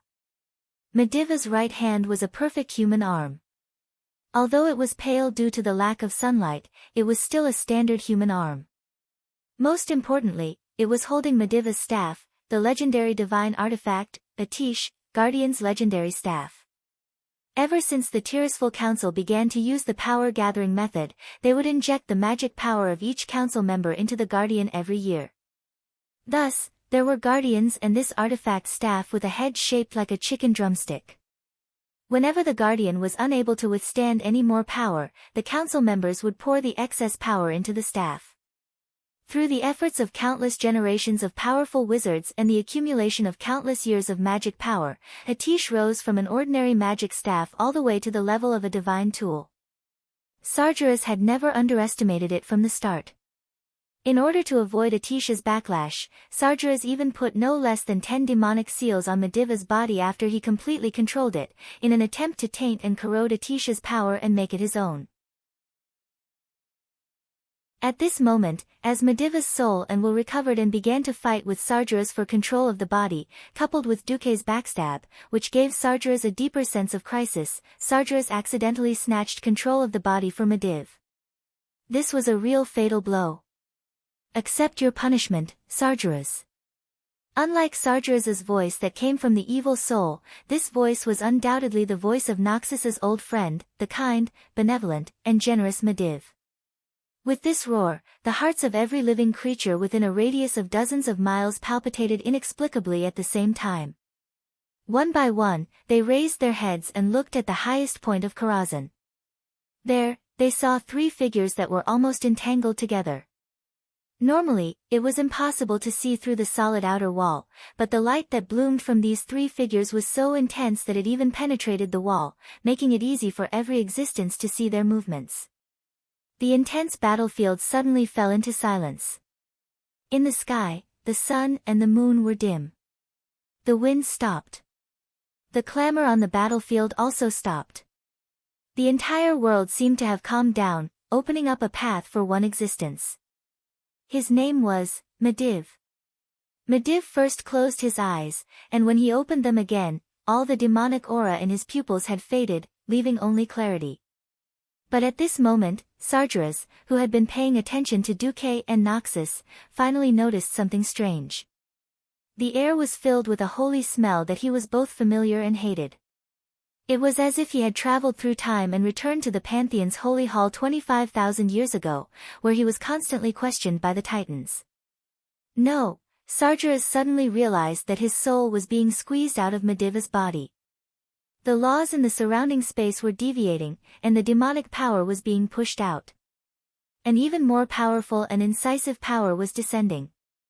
It descended with unparalleled might, dominating everything and eliminating all opposing powers. Of course, this included Sargeras' power. "This is impossible," Sargeras exclaimed. At the same time, Duque determined through the system that the one who had the upper hand was Medivh, so he decisively stopped the input of his mental strength and reduced the power of the king's sword. His incomparably astute action earned him a grateful look from Medivh. Even though his chest was still pierced by the long sword, even though Medivh's life force was rapidly draining from his chest, Medivh, who had regained control of his body, was still the guardian Medivh revered by the people. Medivh's body was returning to a human body at lightning speed, and Sargeras' ugly soul was being forcibly stripped from Medivh's body by the power from Atish.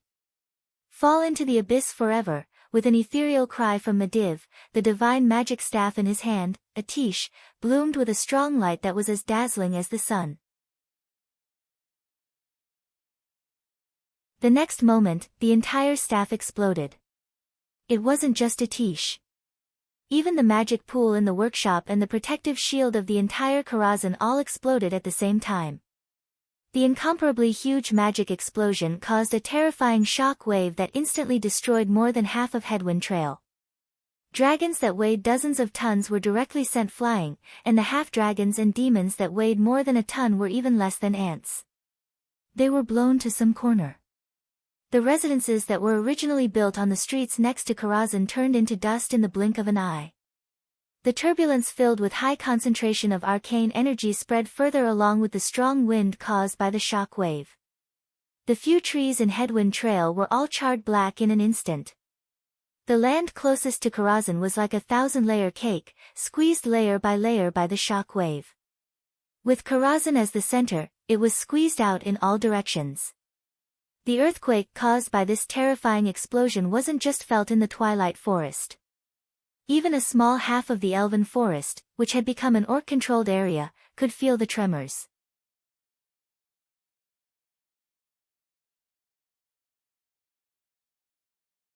Chapter 134. What exactly happened? Countless beings were paying attention to this event. Such a shocking explosion was not something that could be caused by an ordinary battle, nor was it something that Pharaoh's failed experiment or the goblins' collective suicidal behavior could achieve. After Lothar brought his men into Karazhan, King Lang, who had been staring at the magic transmission, rushed up like a madman. His eyes were bloodshot as he grabbed the magic image that looked like a large mirror. Originally, it was the scene of the fierce battle in Karazhan, but now it was only pitch black. Who can tell me what happened in Karazhan? Lang was almost gritting his teeth, suppressing his uneasiness and nervousness as he asked the court mage beside him. Several old mages looked at each other, and in the end, the oldest one stood up. "Your Majesty, it should be a big explosion in Karazhan. Judging from the sounds at the scene and the final impact, it should be His Excellency Duke Marcus killing the Demon King Sargeras, and then His Excellency Medivh regained his sanity at the last moment. Then, he used the artifact magic staff Atish and all the power of Karazhan to attack Sargeras." The old mage tried to explain his speculation in terms that would not provoke Lang, but he did not say the result, because what happened next could be imagined by everyone. As for the characterization of Medivh, this was a taboo in the entire kingdom's upper echelons. Many nobles, whether openly or secretly, proposed to label him as a traitor and nail him to the pillar of shame, but these were forcefully suppressed by Lang. In fact, it was precisely because King Lang was slow to label Medivh as a traitor that the uninformed nobles ran to Karazhan to seek refuge. Lang punched the communication mirror, and there was a muffled sound. "Restore communication as soon as possible. No matter what news there is in Karazhan, I must know immediately. I am going to hold a military meeting now." The aftermath of the Karazhan explosion had a far-reaching impact, and it had various meanings and effects on all levels. Especially on the orcs. To the south of the Swamp of Sorrow, the Horde camp, which was now called the Cursed Land by humans, was still in full swing. The tribal campsite, which had a diameter of over 100 kilometers, was expanding every day. Ghoul Dan's Shadow Council's headquarters was located in a small clan that couldn't even be considered famous. This was a secret stronghold that Ghoul Dan had specially set up for the safety of himself and the Shadow Council. something big had happened here today. While Medivh, who was possessed by Sargeras, was fighting against Lothar's assault team and the dragons, Ghoul Dan, the true leader of the tribe, was busy reinforcing the power of the dark portal. Ghoul Dan had never truly trusted Medivh. He didn't know that Medivh was possessed by his boss, Kill Jaden's boss, Sargeras.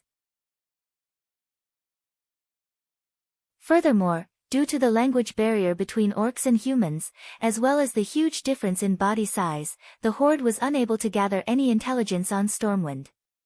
The only thing they could do was to rely on the reports from the scouts riding on the wargs.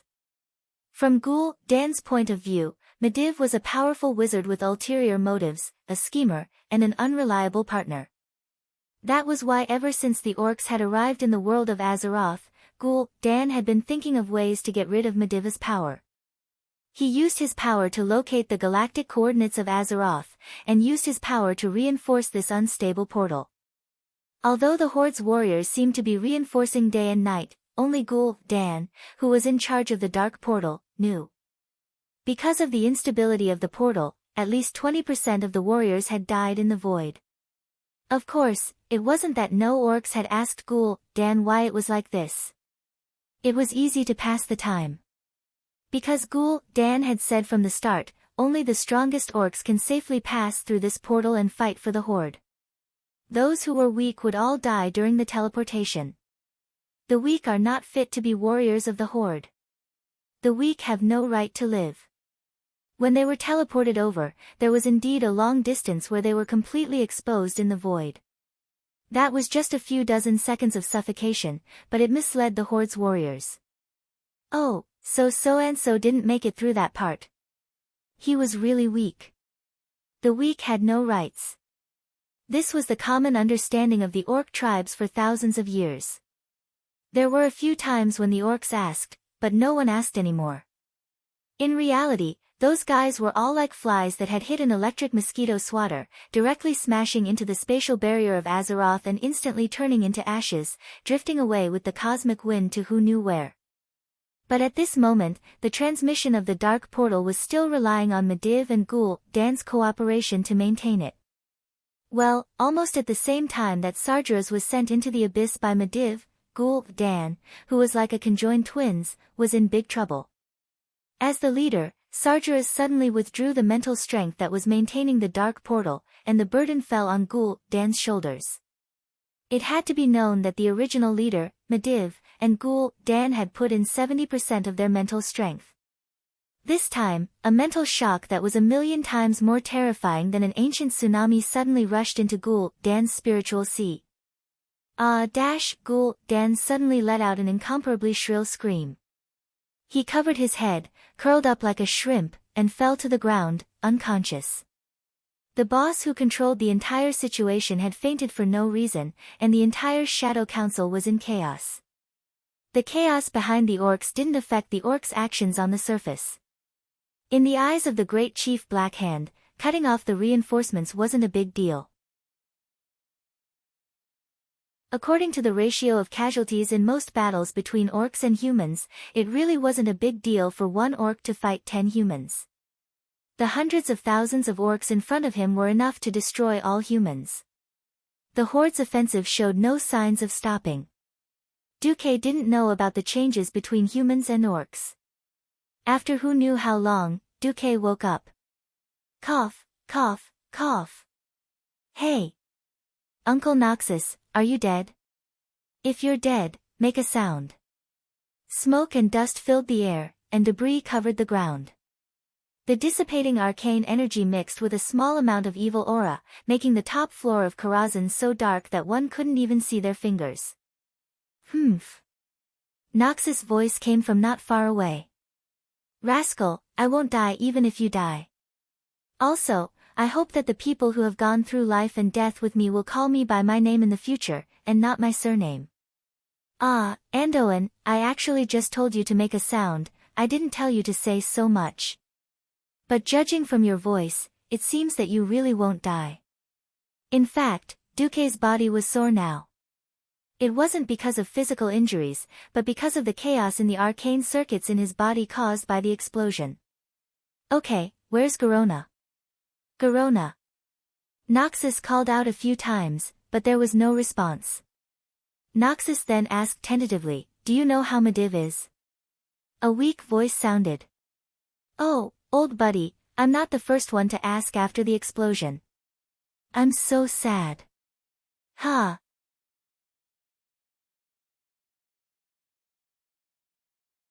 Chapter 135. Medivh? Lothar's voice suddenly rose an octave, and anyone could hear the excitement in Lothar's voice. Lothar asked tentatively, Medivh, are you the real person or Sargeras? Okay, secret code, how did the Marquis punish you after you were caught peeping on the Marquis' eldest daughter bathing at his house when you were 15? Duque, Medivh, after a short 2 seconds of silence, when Lothar was about to start to worry, Medivh coughed, and scolded in a seemingly weaker voice, you bastard, it was you who went to peep. If it weren't for Lang, the late king would have forced you to become the Marquis' son-in-law. Ahem. Ah.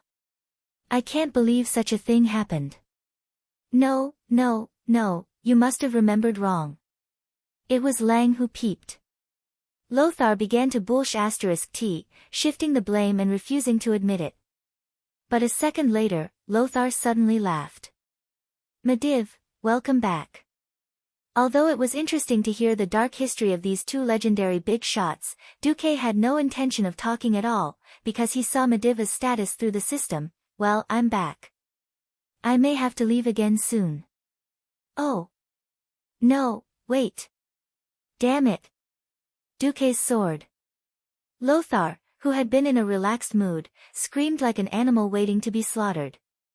He almost dragged his wounded body, rolling and crawling in the direction of the sound, and crawled to Medivh's side.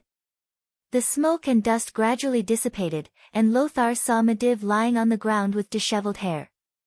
This old friend of his who had known him for decades since childhood was clearly dying. Blood bubbled up from the corner of his mouth. His chest, which should have been pierced by the king's sword, was now sealed by a large block of ice. If not for that block of ice, perhaps Medivh would have bled to death even faster. Medivh was indeed the strongest mage in the world. Perhaps Medivh, who had inherited Egwene's power as a guardian, would have a lifespan of hundreds or even thousands of years like his mother, but most people forgot that he was still immortal. Injuries hurt, and severe injuries could also kill. Oh, no, I've brought a priest with me this time. I'll go look for him now. Despite knowing that the chances were slim, Lothar was unwilling to give up. Apart from being righteous, Lothar was also a person who valued friendship. After confirming that Medivh was no longer the demon that harmed the world, he quickly regarded Medivh as his closest partner. The evil deeds that Medivh did when he was possessed were all forgotten by Lothar. There's no need for that. Medivh suddenly stretched out his left hand to grab Lothar's arm. My biggest injury is the collapse of my magic circuit. At this time, even the creation titans can't save me. The surrounding air suddenly became deathly silent. Medivh continued to speak in a weak voice, Andoin, remember to thank Duque. If not for his fatal blow, I would never have had the chance to get my body back.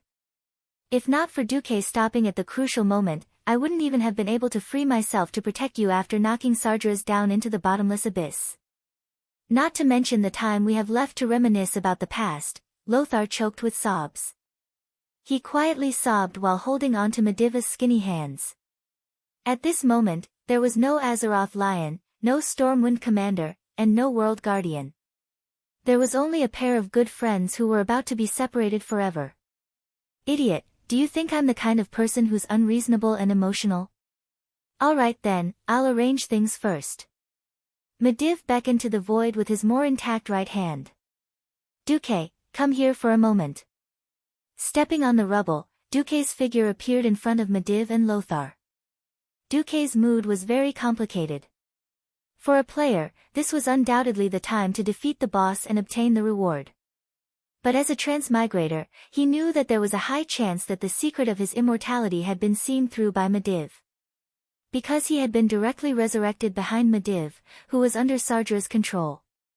As long as Medivh still had his memories, the disappearance of the corpse, the mysterious flowing light that surpassed magical power, and the sudden appearance of a complete body, it was impossible to hide from Medivh. What if Medivh were to bite back? Perhaps he would no longer be able to establish a foothold in the entire Azeroth human world. Mutants. A mysterious life form similar to a demon. Thinking of all the possibilities, Duque felt a chill in his heart. The problem was that he didn't even have the chance to flip the table and kill Medivh in advance. As early as when he was looking through the battle records, he saw the words Aegwynn. Now, the previous Guardian Aegwynn, the Red Dragon Queen Alexstrasza, and the Writing Priestess, who was actually one of the leaders of the Night Elves, Tyrant Whisperwind, such a large group of powerful people were all outside Karazhan. Why would he flip the table? Duque was uneasy. Seeing through Duque's uneasiness, Medivh smiled. It was the smile of a kind elder. No need to hesitate, my child. Everyone has their own secrets. You were able to obtain the approval of Sorodin and the other ancient kings, and use that sword to stab me to death when I was possessed by Sargeras. This has already proven your heart. Believe me, Lothar and I will take this secret of yours to the grave. Even the torture of your soul won't be able to get anything out of it. If anyone finds out in the future, you can say that I taught you a little trick. When Medivh said this, Lothar suddenly raised his head and nodded at Duque with a resolute gaze. Duque secretly heaved a sigh of relief. Medivh's smile was still bright. No one could tell that this was a person whose heart had been completely crushed, and was only relying on a small magic circuit to temporarily maintain his life. From the first time I saw you, I knew that you weren't from Stormwind. I originally thought that if not for you, I would still have Khadgar. Unfortunately, Khadgar has become like this. Medivh handed Duque a white bead. Duque said, "This is, Sargeras killed Khadgar, this is his soul." Medivh coughed hard and spat out a large mouthful of blood. Lothar didn't say a word. He took off his gauntlet and used his sleeve to wipe Medivh's blood. Medivh continued, "Resurrecting the dead is a forbidden area. But in Karazhan, Khadgar's soul should be able to help you. What I mean is, if you promise to protect the humans in Azeroth for me, I will give you Karazhan in one piece. In addition to Karazhan, there's also this." Looking at the piece of broken wood that was carved into the shape of a chicken leg, Duque's pupils suddenly shrank. It was the head of the super magic artifact, Atish, legendary staff of the Guardian. Of course I have my own selfish motives. Karazhan is a place of opportunity, but also a place of danger. There are astral rifts everywhere, and I'm afraid that the Burning Legion will use this place to invade Azeroth. So, as the price for you to have 1,280,000 magic books in Karazhan and this path to becoming the strongest mage, your soul will forever be linked to Karazhan. Are you willing to accept Karazhan?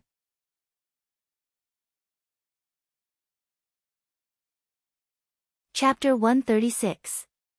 Karazhan. Just hearing this grand name was enough to make Duque's heart skip a beat. It was not only because Karazhan was the most popular, unique, and popular dungeon in the game before Duque's transmigration, but also because of Karazhan's own value and status. Needless to say, more than 1 million magic books were a shocking fortune to any force on the continent. Not to mention more than 1 million books, even 100 books were enough to set off a bloodbath outside. With these magic books, and with the help of the system, it could be said that the biggest obstacle on Duque's path to becoming a supreme mage had been removed. And Karazhan's status was transcendent. To the north was the Dalajan, and to the south was Karazhan. This was the current situation in the field of magic on the entire continent. Karazhan, which Medivh controlled, was enough to compete with the Dalajan, which had thousands of mages. This was because of the books and special experimental conditions in Karazhan, and also because of Karazhan's insane magic defense ability. This time, it was not Duque cheating. Just the automatic magic defense system of the Mage Tower could reduce the number of red dragons in this world by at least a third. And this was the most idealistic estimate. If Duque had been in control from the beginning, if he was really ruthless, it was estimated that other than the Red Dragon Queen Alexstrasza, no Red Dragon would have been able to escape alive. The most important thing was, of course, the astral rift in Karazhan. No one knew better than Duque how history would develop in the future. Draenor, or what the people of Azeroth called Outland, or what the orcs called Our World. This planet, inhabited by orcs and Draenei, was absolutely an obstacle that could not be avoided. Thinking of the war that would break out in the future, if possible, Duque absolutely did not want to completely rely on this dark portal that had been dug into the ground as his only lifeline in the future. There was no reason to refuse, be it public or private. The only thing that made Duque hesitate was Mediva's words, "Your soul will forever be linked to Karazhan." Something like an earthbound spirit or something, it sounded so terrible that it could die. However, Duque's hesitation was relieved by a series of explanations from the system elf. Congratulations on successfully assisting Mediv in banishing the souls of the Lord of the Burning Legion, the Fallen Titan, and the Demon King Sargeras into the Endless Abyss. Your personal reputation with Mediv, Lothar, and Aegwynn is, worship. Your reputation in the Red Dragon Army is, worship. The Mediv wants to give you all of Karazhan. In exchange, you will be bound to the highest level of soul with the Karazhan Mage Tower. You will not be able to own any other mage tower. You will no longer be accepted by any mage organization. Highest soul binding, if you are unfortunate enough to lose your life forever, unless your soul is bound by a supreme power that surpasses the entire Karazhan mana pool, your lost soul will automatically be absorbed back into Karazhan and continue to rule Karazhan in some form. Karazhan, demigod level mage tower. In the entire world of Azeroth, it has the strongest magic defense ability, second only to the City of Mages Dalajan. Low-level cross-plane attack ability. It controls 12 astral rifts that lead to an unknown world. It comes with a demigod-level mana pool, damaged. Karazhan Library, contains 1.28 million magic books. Although most of them are books on magical creatures, magic phenomena, unknown creatures, environments, and other information, one thing is certain. There are all the magic books you need to train until you become a Breaking Dawn mage. More details of Karazhan are unknown. You will need to discover them yourself, host. Mediva's inheritance. Mediv knows that he will die, and he hopes to give his inheritance to you. Only by accepting his inheritance can you fully possess Karazhan. In addition to the Karazhan Mage Tower, you must also accept the following things: Mediva's integrity, human nature, Mediva's seed of prayer, Atish, Guardian's legendary staff. Mediva's integrity, without the interference of Sargeras' will, Mediv is a true saint. He possessed a heart of compassion and compassion that surpassed that of ordinary people. Inheriting his integrity will allow your human nature to surpass your original upper limit. You may do a lot of saintly actions from time to time. But you can use your will to forcefully suppress it. Or you can deliberately lose your soul to let your human nature return to a reasonable range. Mediva's seed of prayer. Mediv has loved the world of Azeroth and Stormwind all his life. He doesn't want to see you harm Stormwind, so when you receive his inheritance, a spiritual seed will be planted in you. As long as you don't become a heinous demon, the seed will only benefit you. Once you choose to join an evil organization such as the Burning Legion, the seed will take action against your soul. Please find out for yourself the specific situation. Atish, the legendary staff of the Guardian, epic level remodeling quest released. This artifact staff with immense power has not disappeared. Because Mediv used its power to force Sargeras into the abyss, this artifact exploded into more than 40 pieces. If you can successfully collect all the pieces of the staff, you will have the opportunity to own this unique artifact staff in Azeroth. After reading through all the requirements and prohibitions in one breath, Duke felt a weight lifted off his shoulders. Mediv didn't cheat him, and he could be said to be kind.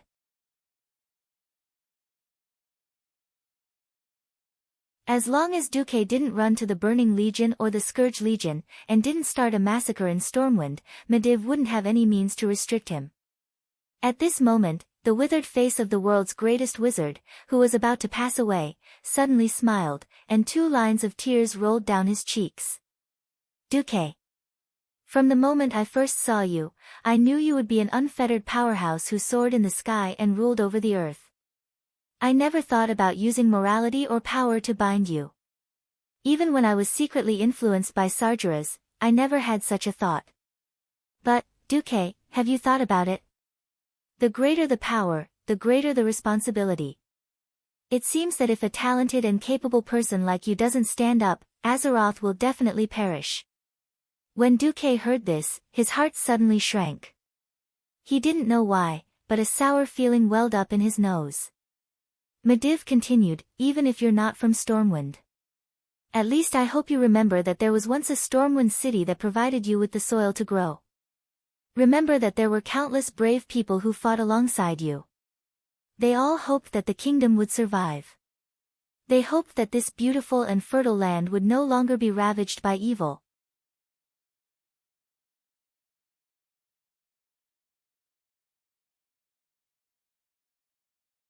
Chapter 137. Duke, I'm begging you to. Lothar couldn't help it anymore and spoke with red eyes. Duque stared blankly at the dying Medivh, and also at Lothar, the Lion of Azeroth, who was about to cry in front of him. In his impression, Anduin Lothar was a hero with infinite loyalty and courage. Even when his country was destroyed, even when his 2 childhood friends died one after another, even when his own son died on the battlefield, he never showed his weak side. He was still like a flag, leading the Stormwind, leading the 7 kingdoms, and even leading the entire alliance to victory in the future. Lothar was a hero with an iron will that would never admit defeat. However, the current Lothar was no longer the strong image in history, but it gave Duque a more realistic feeling. Yes. This was the living Medivh and Lothar, this was the real Stormwind, this was the Azeroth that countless heroes forged with blood and fire. Duque nodded gently. There's no need to say anything. I will fulfill your wish. I will inherit your will. I once told His Majesty Rin, if the destruction of Stormwind is inevitable, then I will change it for you personally. Now, although I haven't completely done it, I believe that with our efforts, the future of this kingdom's destruction has begun to be reversed. If inheriting your power and wisdom and fighting for the survival and hope of all mankind is my fate, then my choice is to accept. When Duque finished speaking in one breath, both Lothar and Medivh trembled as if they had been electrocuted. Medivh gently pressed on Duque's hand. Duque, as the new master of Karazhan, can you please bring in a few old friends from outside? I can still hold on for a while. Although the circulation of mana in the temporary magic circuit in Medivh's body was getting weaker and weaker, it seemed that what Medivh said was true. Duque decisively took over part of the authority that Medivh had handed over and opened the barrier of the Mage Tower that was still in operation in Karazhan. Medivh's voice rang outside the tower. Mother and a few of my old friends outside, could you come in for a moment? The few mighty figures outside the Magus Tower who were nervously observing the situation exchanged a glance. The Red Dragon Queen flapped her wings and carried Egwene and Tyrande up. Several minutes later, not only the 3 of them, but also Windsor and some of the remaining soldiers arrived at Medivh's side. People surrounded the city in a dense mass. Egwene, on the other hand, knelt on the ground and hugged her son, letting Medivh's head rest on her thigh. Even though 800 years had forged her strong and firm will, at this moment, she was just the mother of a child, no different from the millions of mothers in the world. Ignoring his mother's tears, Medivh spoke in a weak voice. I, Medivh, former guardian of Azeroth, chief archmage of the royal court of Stormwind, declare in front of all the ladies and gentlemen present that my last wish is to pass on the Karazhan Mage Tower and everything within it to Sir Duke Marcus. Beside him, Lothar, who was supported by Windsor, also spoke. Anduin Lothar, 7th leader of the Brotherhood of the Iron Horse, Sir Stormwind, commander of the Stormwind Royal Knights, hereby confirm Medivh's last wish. I will convey his last wish to His Majesty King Lang Rin. When His Majesty completes the confirmation, Karazhan will officially complete the transfer of fief. This moment was destined to be forever fixed in the memory of all the spectators. Time flew. After Hua Lao passed away, many of them would repeatedly think about everything that happened at this moment.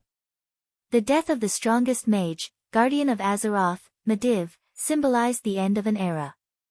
And Duke Marcus's inheritance of Karazhan symbolized the beginning of a new era. Under the witness of so many people, Medivh used his weak fingers to draw an unknown symbol on Duke's palm.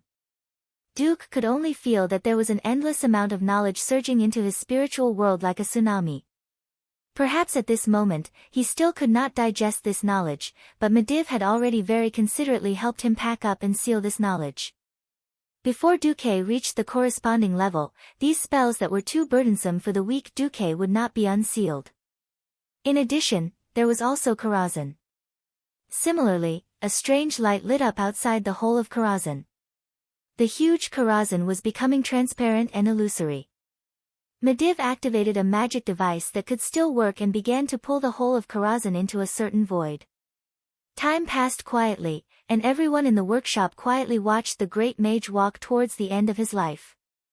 Even though everyone now knew that Medivh was the one who opened the dark portal and led the orcs into Azeroth, they couldn't hate this guardian who used all his strength to send Sargeras into the abyss in the last moments of his life. There was not too much pain, and there was no regret. Medivh, who was in his 40s, was held in his mother's arms. He quietly closed his eyes as Aegwin hummed an unknown lullaby. After dozens of seconds, the last magic circuit in Medivh's body stopped. The god of magic, Medivh, smiled and passed away. After a full 10 seconds, after confirming that Medivh had passed away, Lothar and Duque bowed to all the spectators at the same time. Duque said, "Thank you for watching. Now, please leave. In 5 minutes, Karazhan will temporarily disappear from the world of Azeroth. It won't be back in a short time." The Red Dragon Queen and Tyrant were the first to leave. These two important figures nodded in unison and left. Alexstrasza jumped out of the workshop. In the blink of an eye, a red light flashed, and she transformed from the sexy female warrior in bikini armor into a giant dragon that was dozens of meters long. She spread her wings and soared, and with a flap of her wings, she flew far away. Tyrant whistled, and a huge white tiger completely ignored gravity. It ran on the almost vertical outer wall of the mage tower in Karazhan. Tyrant sat down gracefully, and the white tiger let out a long roar before running down the vertical mage tower in an equally illogical manner. Lothar and Windsor were the second to leave. Lothar asked, "You seem to be staying in Karazhan for a while. Do you have anything to say?" Duque thought for a moment. "If there are no accidents, Stormwind City can hold out for a long time. But if it really can't, then retreat to Alterac or Rapid Hold. I have prepared everything."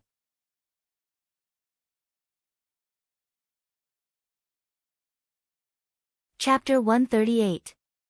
Windsor looked at Duque, hesitating to speak. Duque spoke first, "I've proven myself.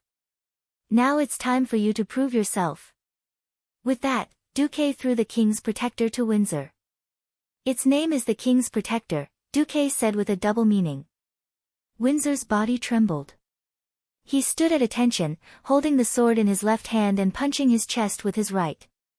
"I, Reginald Windsor, swear on my life that I will not let you down." Lothar frowned. "Duque, is there anything I need to know?" Duque didn't want to say it at first, but looking at Lothar's sincere and frank eyes, he still said, "Didn't you notice that we're missing someone?" "Garona?" Lothar was speechless. In fact, Lothar had already noticed that Garona was missing. It should be said that Garona had been missing since Medivh caused the big explosion. Before Medivh died, he had personally told Lothar that he had also used magic to protect Garona. This gave Lothar a bad feeling. Medivh himself didn't have the memory of Sargeras dealing with Garona. He didn't know what Sargeras had done to Garona. Now that Duque had reminded him, Lothar was extremely vigilant. "You're saying that Garona is a traitor?" "I don't have any evidence. I just suspect that Garona is likely to be another Medivh." Remember, in a war, unless you have the ability to change the entire situation with your own strength like Medivh. Otherwise, your strength will be infinitely weakened. But it's in times like this that the importance of a leader is even greater. Leader? Who else could it be? Duque was clearly referring to King Lang. In Lothar's heart, even if Lothar died, there were still young people like Bolvar and Duque who could replace him. One had to know that Lang was the true pillar in the hearts of the people of Stormwind. However, because Lang was rebellious when he was young, he married very late. Lang had no siblings, so his only heir was Prince Varian Rin, who was less than 10 years old. As long as Lang died, Stormwind would definitely collapse. Lothar bit his lips hard. Medivh's death was an eternal pain in his heart. Now there's Garona. Although Noxus had a good impression of this straightforward and pure half-orc woman, it was at most the level of an ordinary friend. In that instant, Lothar almost had the thought of killing Garona the moment he saw her. Duque, however, put a hand on Lothar's shoulder, his eyes glowing. Lothar, don't forget your knight's oath. Besides, I have no proof. But don't worry, I've already prepared a backup plan. Perhaps His Majesty Lang would die one day, but he would not die at the hands of Garona. I swear. Thinking of his knight's oath, Lothar was infuriated. All right, I'll keep an eye on her. I swear I won't kill a kind-hearted woman unjustly. But I also swear to protect my king. Duque smiled. That's enough. Duque sighed inwardly. Aegwyn had just lost her son, so she definitely wouldn't want to lose her grandson as well. Just like in history, Garona, who had been sullied by Sargeras and Medivh, should now be pregnant with Medivh's child. Garona really didn't know whether to kill her or not. She was like a ticking time bomb. Lothar gave Duque a big hug. Come back when you're done. The future of Stormwind depends on you young people. Looking at Lothar, who had white hair at his temples, Duque was speechlessly touched. Without Medivh's father Alan and Lothar risking their lives to block Sargeras' curse before his death, and without Medivh's early rise, perhaps Khadgar's fate in history would have been his, Duque's. His hair was all white, and his skin was all wrinkled. Just thinking about it was terrifying. What was worse was that this was a curse on both life and soul, and it couldn't be removed at all. Even though Khadgar went to the Dreniai's Shotrath city to study the Holy Light and train in seclusion, he still couldn't get rid of this curse after he came out and became an archmage. In comparison, he had only gone from a mere 14 or 15-year-old teenager to an 18 or 19-year-old youth. This was already the luckiest of the luckiest. After sending off Lothar, Windsor, and the others, as well as Aegwyn, who was holding Medivh's body, left. Duque suddenly realized that he was the only living person left in Karazhan. It was a little scary. But there was no turning back. Duque could feel that a part of his soul had begun to fuse with the entirety of Karazhan. Of course, when Medivh had given him the inheritance, Duque had played a small trick. He had used the system elf to simulate a soul shell and let Medivh brand the inheritance on this shell. If something were to happen, not only would this outer shell help him filter it to a certain extent, but if he really couldn't handle it, Duke could still die once and throw away all of Medivh's inheritance like he had lost his moral integrity. Looking at the empty workshop, Duque let out a long sigh of relief. He could finally calm down and quietly count his gains. First was the soul. Soul power 385, humanity 230%. As the host's humanity limit is 100%, under normal circumstances, the host will operate at 100%. Under special circumstances, the host will act like a saint. Seeing this, Duque bared his teeth. Alright, moral integrity can also be inherited. I've resigned myself to this world where moral integrity is lost and moral integrity picked up. Next was the magic inheritance. You've obtained the advancement method for Sky Wizards from Medivh's soul seed. Sky Wizards use themselves as a radiation source, greatly changing the types and flow of elements in a wide area. This greatly increases one's own mana absorption and release to suppress the enemy. You need to learn and master the following knowledge: wide area space element theory, elemental repulsion and elemental affinity, wide area space elemental circulation experiment guide. A total of 37 knowledge. Before you successfully reach the peak of Sky Wizard, all knowledge related to Morning Star Wizards will be sealed. Duque's face turned pale. He did not think that he would be a research animal after transmigrating from a university. Lastly was Karazhan. You are currently soul binding with the demigod wizard Takarazhan. Before you completely control Karazhan, you cannot leave Karazhan in any form. You need to reprogram or rewrite the entire defense and surveillance systems of Karazhan. Also, because Medivh passed away in a hurry, many of the seals in dangerous areas were not completed. Please quickly deal with these 108 knowledge after learning: Introduction to Space, Construction of Spatial Tunnel Models, 100 Questions on How to Deal with Spatial Crevices, and so on. At this moment, Duque's face turned blue.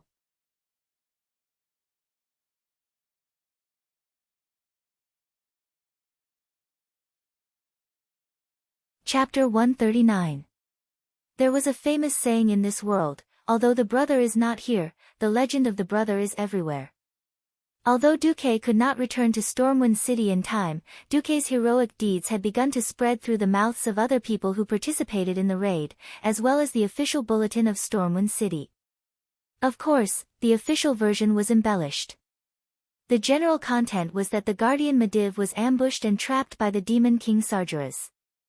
Then the head of the Royal Knights, Sir Anduin Lothar, together with Sir Duke Marcus, raided Karazhan, which was once occupied by the demons. In the end, together with the rescued Medivh, they worked together to send the Demon King into the bottomless abyss, and Duque made the final blow. In the process of killing the Demon King, the Great Guardian and the Chief Court Archmage, Sir Medivh, was unfortunately killed. With the approval of King Lang Rin, the fief of Karazhan was transferred to Sir Duke Marcus, who had made outstanding contributions in this attack, and Sir Marcus was promoted to Viscount. Hey, have you heard? That Sea King Duke Marcus actually killed the boss of the demons, Sargeras, at such a young age. I heard. He's really amazing. I thought he was very amazing in the past. At such a young age, he relied on himself to make such a big career. I didn't expect him to be so good at business, but also in the field of magic. He's more than amazing. He also predicted this war. Didn't you see that the javelin throwers he trained have become the regular army of the kingdom, enjoying the treatment of first-class soldiers? God, I know that kid Goritza. He was originally a little gangster fisherman. Now he has 8 orc kill medals in his hands. Yes, I heard that the ones who killed the most were not the regular army, but the javelin throwers. They were all brought out by Sir Marcus. People were naive, and their impression of Duque had unknowingly deviated. In the eyes of a transmigrator, this was a typical example of a skewed story. But people paid more attention to things that were right in front of them, such as the orcs. People would only understand Duque from the things they came into contact with on a daily basis, and not from the exaggerated stories that were exaggerated in the taverns. They only knew that the only lifeline of the kingdom, the sea, was maintained by Duque's fleet. Now, the ones who killed the most enemies were the harpooneers trained by Duque. Well, people selectively ignored the shield beastmen who were charging at them. They also forgot that the harpooneers were killing from the safety of the fortresses. Those small fortresses were also invented by Duque. Then, it was Duque's fleet and the Naga warriors under Duque's command who risked their lives to enter the inland river to pick up the refugees and return to Stormwind City. People were curious about these large but friendly male Naga warriors. Even if these Nagas did not have a good temper towards humans, a life-saving grace was a life-saving grace. No matter how vicious the Nagas were, they could not change this fact. Once they fell into the river, even the strongest orc would not dare to say that they could defeat a Naga.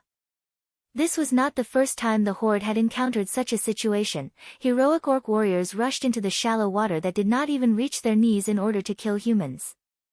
In the end, the Naga did not fight the orcs at all. They waved their long snake tails and wrapped around the orc's leg, dragging the orc into the deep water and drowning him. What they got was the cheers of the refugees on the ships and the ugly expression of the orc commander. No matter which it was, the name Duke Marcus filled every aspect of people's lives. For a time, Duque became even more famous than King Lang. It's Viscount Duque's proposal again. He wants to organize the javelin cavalry in the western wilderness. It does not require much equipment, just a horse and training in javelin throwing. Even a farmer who only knows how to ride a horse can complete the preliminary training in 10 days. Lang looked at the report handed over by Makarov, who had become almost the full agent in Duque's absence, and suddenly smiled. It was not clear whether it was a smile of admiration or a bitter smile at Duque's evilness. In terms of war, Viscount Duque also seems to have amazing foresight. Bolvar Fetigan said in a manner that did not provoke the nobles in the hall, "We must face up to a problem, and that is the loss of food. Although we can get food supplies from Alterac and Torrential Castle, the wet sea and various losses add up to a pound of wheat lost on the road. This is the result of our sailors' efforts to save it." "Is that so?" There was a low uproar among the nobles. When had the high and mighty nobles ever cared about such things? Only after losing their territory and placing themselves under the protection of Lang did they begin to care about such things. Bolvar's voice grew louder, but last year, someone spent a lot of money to organize mercenaries to clear out most of the monsters in the western wilderness. After losing 70% of the territory in the Elven Forest, the western wilderness has become the kingdom's largest production area. After the summer harvest, the western wilderness's summer grain this year is enough for the 500,000 refugees in Stormwind City to get through the following winter. And for every 100 pounds of grain shipped from the western wilderness by sea, there is only a loss of 5 to 6 pounds at most. "Wow!" This time, the nobles cried out in an exaggerated manner. At this moment, Lang stood up. "Well, there is no need for a vote on this proposal, I agree." "Why do you always agree to Marcus' proposal?" A former border count among the nobles muttered in a voice that was neither too loud nor too soft. Lang's eyes turned cold. "Because it is correct, because it is beneficial to the kingdom and the people, I listen. If anyone has an opinion, you can put forward a more reasonable and effective proposal. I am also here to listen. If someone's 100 proposals are correct, then I don't mind listening to 100 proposals in one go." The nobles' complaints were actually based on the loss of power. King Lang used his courage to suppress everything. Lang's eyes were so clear, his face so resolute. In Lothar's eyes, history surprisingly overlapped, and his slightly blurred vision outlined an old picture full of historical feeling. In the picture, Thoradin the Great's last son was abandoned in the desolate Rapid Stream Castle, and then he and his last supporter led the people all the way to the southern part of the continent, all the way to the current Stormwind City, and almost built Stormwind from scratch. 1,000 years had passed, and many nobles had fallen into corruption. Lothar rejoiced. When the glorious impression of the late king was about to fade forever, at the moment of national calamity, the majestic figure of a young king overlapped with that of the late king. Lang Rin, a wise and great king. It was because of him that Stormwind still stood tall. While he was lost in thought, the voices in the council hall seemed to have been sucked out. For some reason, Garona, who was describing the strength of the tribe to the nobles and King Lang according to the scout's report, suddenly flashed her dagger.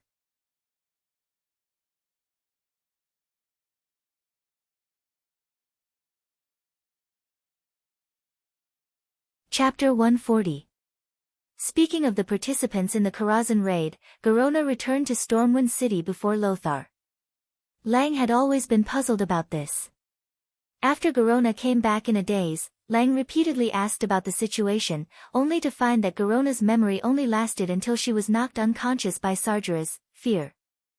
Lang and Bolvar didn't blame Garona too much. On the battlefield, even the bravest knight might not be able to withstand a fear. If it was before the incident at the Dark Portal, Lang and Bolvar would have regarded Garona as a deserter. But now, countless battles had proven that if one didn't have a particularly strong will or skill, there was no way one could be immune to this thing. Moreover, when Garona returned, Lang had already received news that Lothar was injured but was fine, as well as that Duque was fine. In addition, with the news of Mediva's passing, Lang really didn't have much time to think about Garona since one of his childhood friends was dead and the other was injured. Because of that battle, although Lothar wasn't seriously injured, he injured his leg. Not only did he sprain his ankle, but in fact, during the big explosion caused by Mediv, the protective shield used by Mediv wasn't complete, and there were still several pieces of gravel that pierced into Lothar's injured leg. In the end, even though Lothar was burning with anxiety, no one dared to let Lothar ride the bumpy griffin. In addition, with Lang's strict orders, Lothar could only bitterly return in a carriage. Coupled with the changes in the battle situation, the front line in the Elven Forest was constantly moving towards Stormwind City. Lothar and his party had to go from east to west, almost crossing the entire Twilight Forest before turning north to return to Stormwind City. The poor vision in the Twilight Forest also greatly delayed the return of Lothar and his party. By the time Lothar rushed back to Stormwind City without much rest, they were already a full month later than Garona. Seeing Garona standing beside Lang, Lothar suddenly remembered what Duque said. As a half-orc, Garona did not have the right to enter the core of power in Stormwind. In Lothar's previous message, Lothar vaguely reminded Lang to be wary of Garona. He also secretly sent a message to his men to keep an eye on Garona. Garona was too harmless, but Garona's information was too important. When it came to the tribe, humans were completely clueless. Many military matters were related to her. Lang had also tried isolating Garona and sending someone to ask her if anything happened. Garona wasn't annoyed and answered every question. The problem was that the military situation was urgent. For example, the battle prowess of the various orc clans could be said to be uneven. For example, the Blackstone and Warsong clans were definitely ferocious. Not only were their individual soldiers strong, but they also had a large number of people. When the Beast Men invaded, they would often send out troops in units of clans. The second-tier clans were much worse off, such as the Thunder King clan. The unknown third-tier clans were even worse. They were behind in all aspects, in terms of numbers, equipment, and basic battle prowess.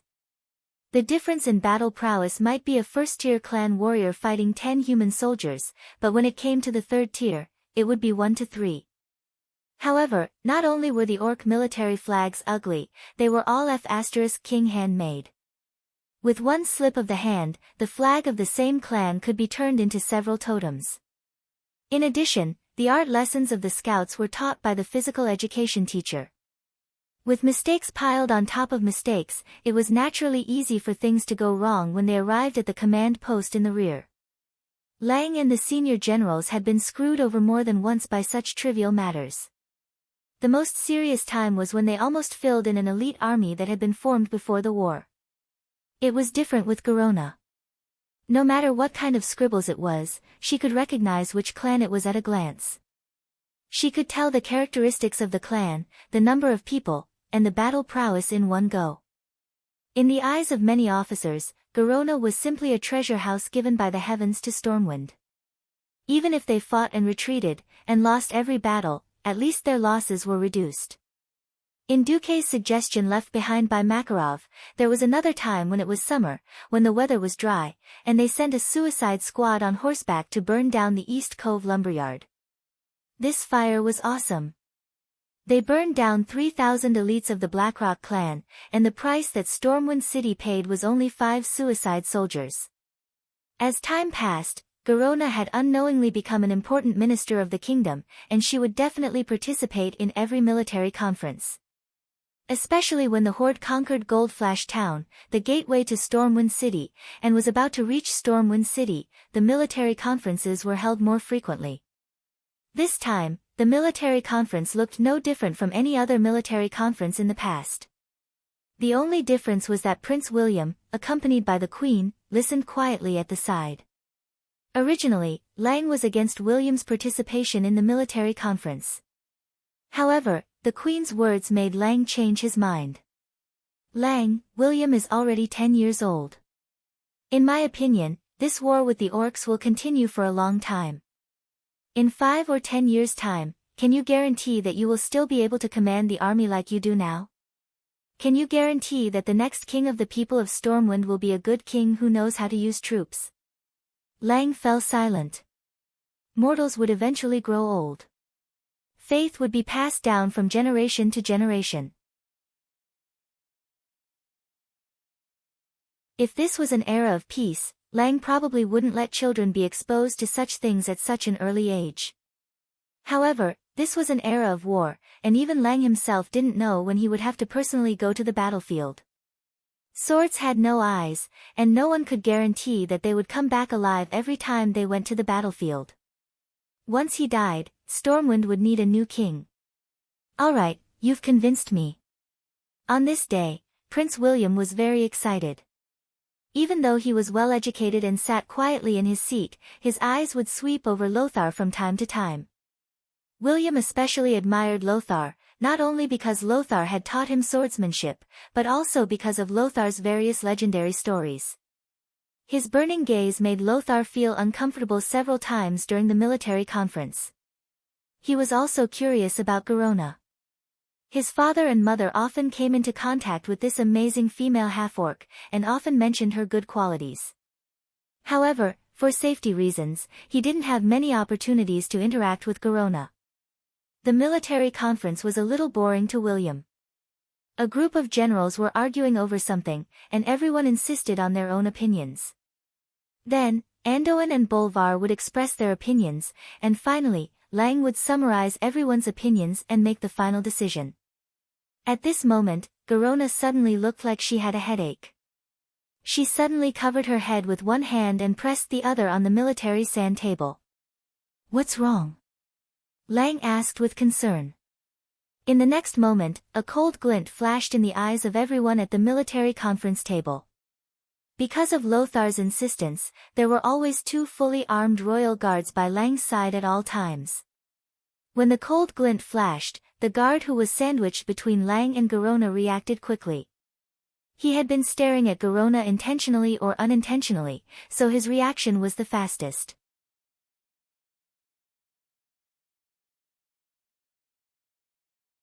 Chapter 141. He had 2 swords, one was a standard long sword, and the other was a short sword for close combat. At this moment, he pulled out the short sword. If he had a third of a second, he could have unsheathed the sword and stood in front of the king. However, it was too fast. Garona's figure turned into a flash of green light. The cold light flashed. It was just a horizontal slash, but he couldn't dodge it. Even his movements and thoughts couldn't keep up. An amazing killing skill. Speed. Angle. Strength. They were all marvelous to the extreme. Chi. A red arrow of blood spurted out from the guard's throat. One had to know that the Imperial Guards were fully armed. The full helmet was only in the shape of a T. The horizontal gap was convenient for a wide field of vision. The vertical gap was convenient for breathing. There was almost no angle between the helmet and the breastplate. In fact, there was only a gap of less than 3 millimeters. But this gap was caught. It was a one-hit kill. There was no luck. No one reacted. Garona flashed past the guard and appeared in front of Lang. Ryan couldn't help but be stunned. To be honest, Lang was not weak. In fact, the moment he saw the cold light, he had already reacted. But the moment he saw Garona's face, he was stunned. What kind of a face was that? In Clayton's imagination, this kind of assassination where the dagger was revealed, the assassin should be fierce and vicious. It was either filled with unparalleled hatred, or it was filled with a coldness that viewed life as worthless, or it was, Lang thought of many possibilities. In fact, after Lothar vaguely reminded him, he more or less kept an eye on Garona. However, Ryan had never thought that Garona would have such an expression on her face. With helplessness and despair, with love for humans, and even with love for Lang. No, it was a more direct love. It was under this expression that Garona's body quickly waved the dagger and stabbed at Lang. Lang was stunned. He was not only a wise king, he was also a kind king. Just like Lothar, Lang had also taken the oath of a knight. He really could not bear to draw his sword on a woman who did not want to hurt him, even if she was a half-orc. In a flash, Lang's eyes revealed such a look. Why do you want to kill me? Did I do something wrong? Garona responded with a helpless, unwilling, and despairing look. No. I don't want to kill you. But I lost control of my body. What? After Lang understood Garona's gaze, he realized that he should draw his sword. Because it was a military conference in the heart of the kingdom, in the storm fort. He wasn't wearing any armor. His sword was the only thing he could depend on. The speed at which Lang drew his sword was not slow. However, in this moment of hesitation, he was still half a step too slow. Time seemed to have frozen because of this terrifying and complicated assassination.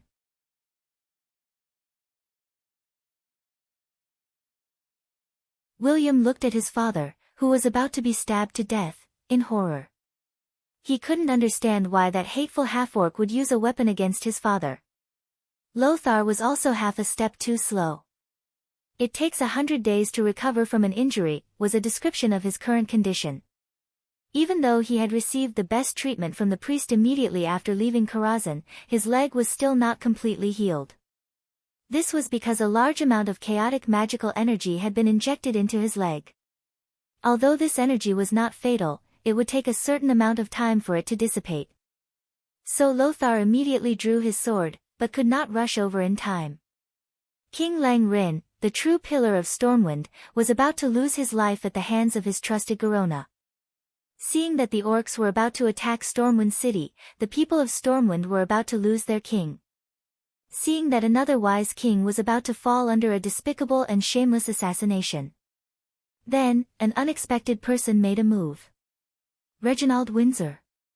As the representative of Viscount Duke Marcus, and as the mouthpiece of the important minister of the kingdom who was temporarily unable to attend, Windsor was allowed to participate in the military conference. In addition, he was once a direct subordinate of Lang, so the king allowed Windsor to carry a weapon into the conference. Interestingly, almost everyone knew the name of the one-handed sword that Windsor had obtained from Duque. King's Protector, on this day, at this minute, at this second, the King's Protector showed its glory. Assist, a special skill that allows a slow-witted class like the warrior to feel a little more graceful. The warrior here wasn't an ordinary warrior, but a warrior of the profession. Using a special power called Rage, warriors could perform many special skills that ordinary people could not. For example, this assist could allow a warrior to cross a certain distance and go forward to block the next attack for his chosen teammate. While everyone's eyes were attracted by Garona, no one noticed Windsor's move. The speed was as fast as an afterimage. The moment Windsor appeared, he used his scimitar-like Scarlet, King's Protector, and blocked Garona's killing dagger with a horizontal stance. What was interesting was that both the perpetrator and the victim showed a relieved expression at the same time. Thank the heavens! Ryan and Garona said with the same expression on their faces. But in the next moment, Garona's expression turned into one of shock. Her figure disappeared from the spot again. Shadow Step, a special rogue technique that allowed the rogue to appear behind the victim in an instant. Seeing that Garona's first attack had failed, she attacked again.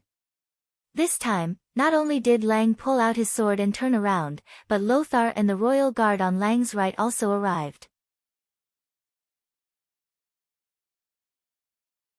The royal guard abruptly dodged to the side, almost using his own flesh and blood to forcefully squeeze himself between the half-turning Clayan and the dagger. Garona's Epictear dagger easily cut through the muscles on the royal guard's arm. At that moment, Lothar arrived. With the same simple slash, Lothar's king's sword turned into a dazzling arc of light and slashed at Garona's arm. Unexpectedly, Lothar did not even hit Garona. Instead, Garona let out a blood-curdling scream. A black aura visible to the naked eye emerged from Garona's back, and one could vaguely see that it was a demonic ghost roaring. The strange cries of the evil demons seemed to contain some kind of terrifying power that shook the minds of those who heard them. The chilling evil aura had become accustomed to the entire council chamber like a storm. The demonic energy of this demon was so powerful that even Lothar's king's sword was slightly suppressed. A dazzling flash exploded under Garona's feet. That was flash powder. A must-have item for rogues to use invisibility. Garona disappeared, but before she disappeared, she threw out a total of 7 daggers. This time, there was nothing he could do. Because the royal guard had charged too hard, he had already fallen. At this moment, Lang was completely defenseless. Lang did his best, but he only managed to knock down 2 daggers. The remaining 5 were all stuck in Lang's chest. Arg! Lang let out a blood-curdling scream. Garona disappeared, and everyone quickly surrounded her. Just when everyone was panicking, they found that Lang, who should have been mortally wounded, was not bleeding at all. The next second, Lang sat up straight.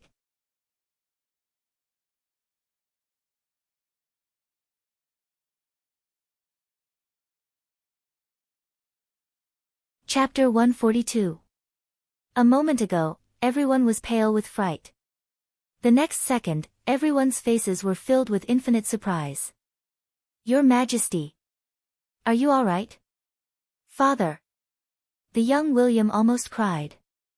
I'm fine. Not to mention the others, even Lang was still in a state of shock. Everyone's curiosity was about to explode. After all, Lang was not wearing armor. He was only wearing an incomparably gorgeous short shirt with gold edges and a white background, as well as an inner shirt.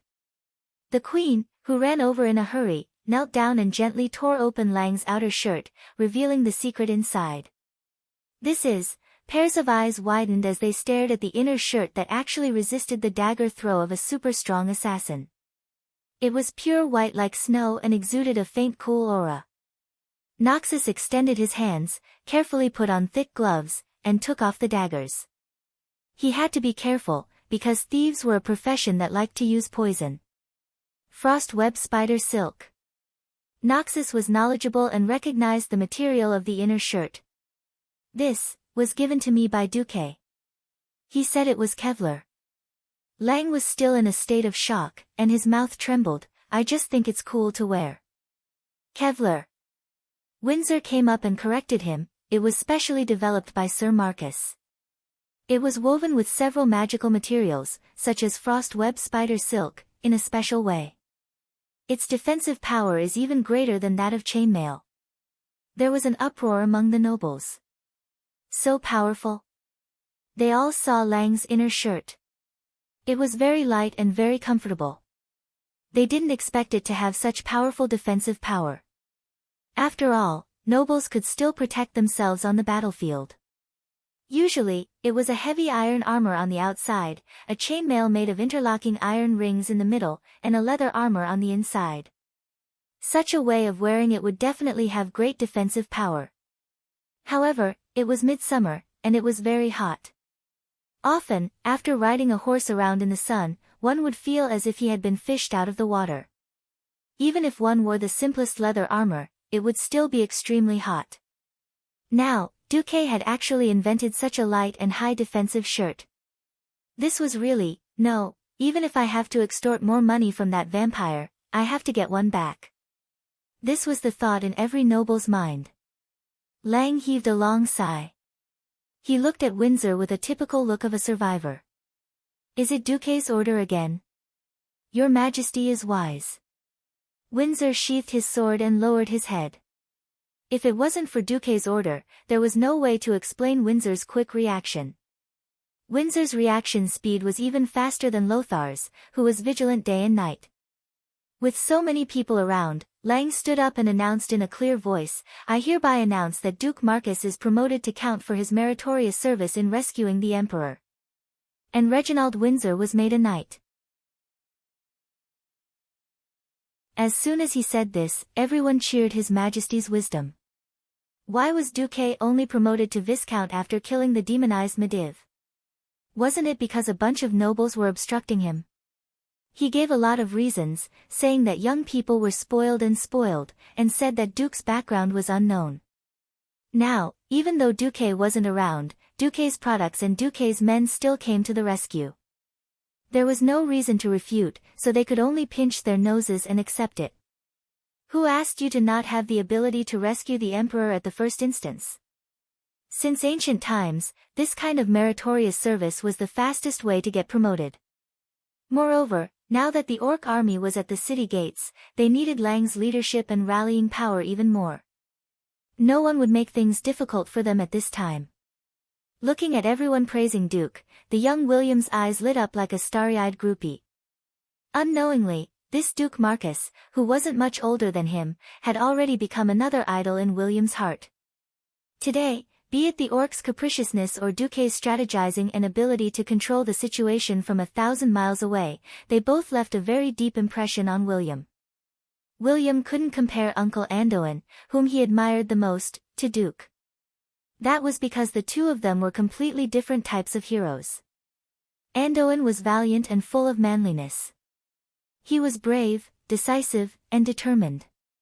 He would never lose confidence and courage at any time, inspiring everyone around him. On the other hand, Duque was wise and resourceful.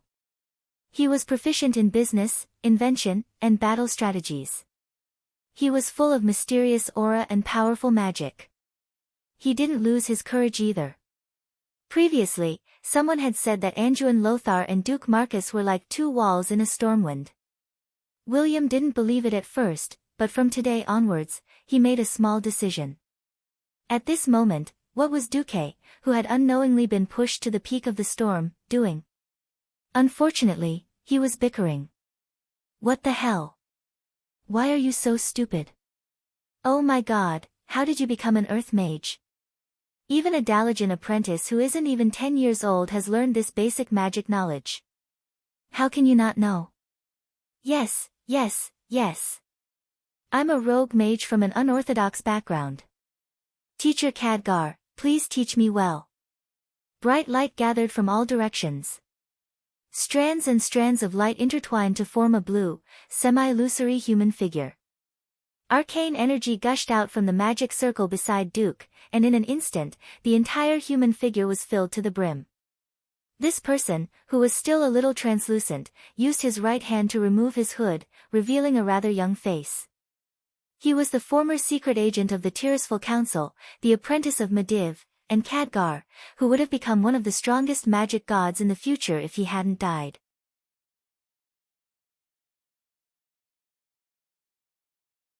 Just as Medivh had said before his death, Khadgar was indeed a good helper. The first and simplest thing was that when the entirety of Karazhan was pulled into the void by Medivh's spell, the first thing Duque discovered was that he actually had no food. If the great hero who had killed Sargeras and inherited the legacy of the greatest mage in the world, Medivh, Duque starved to death in Karazhan, it would definitely be the biggest joke in all of Azeroth. The empty, lonely, and cold Duque almost drove himself crazy. Fortunately, he remembered that he still had Khadgar. Thus, after paying 5 soul power through the system elf, Khadgar came back to life, in a ghostly state similar to Aaron's shadow. Khadgar still had his own reason and could still cast spells. Unfortunately, all of his soul power had to be supplied by Duque. If Lord Duque was unhappy, it would only be a matter of minutes before he extinguished Khadgar's soul. Of course, Duque would not allow a talent like Khadgar to just disappear like that. Thus, after some inhumane bargaining, Khadgar became Duque's butler in Karazhan, a teacher in the field of magic, a hired thug, and cannon fodder. To outsiders, Khadgar had to call Duque master. Internally, he still had to call Duque master. Alright, to a certain extent, Khadgar was no different from a slave beast.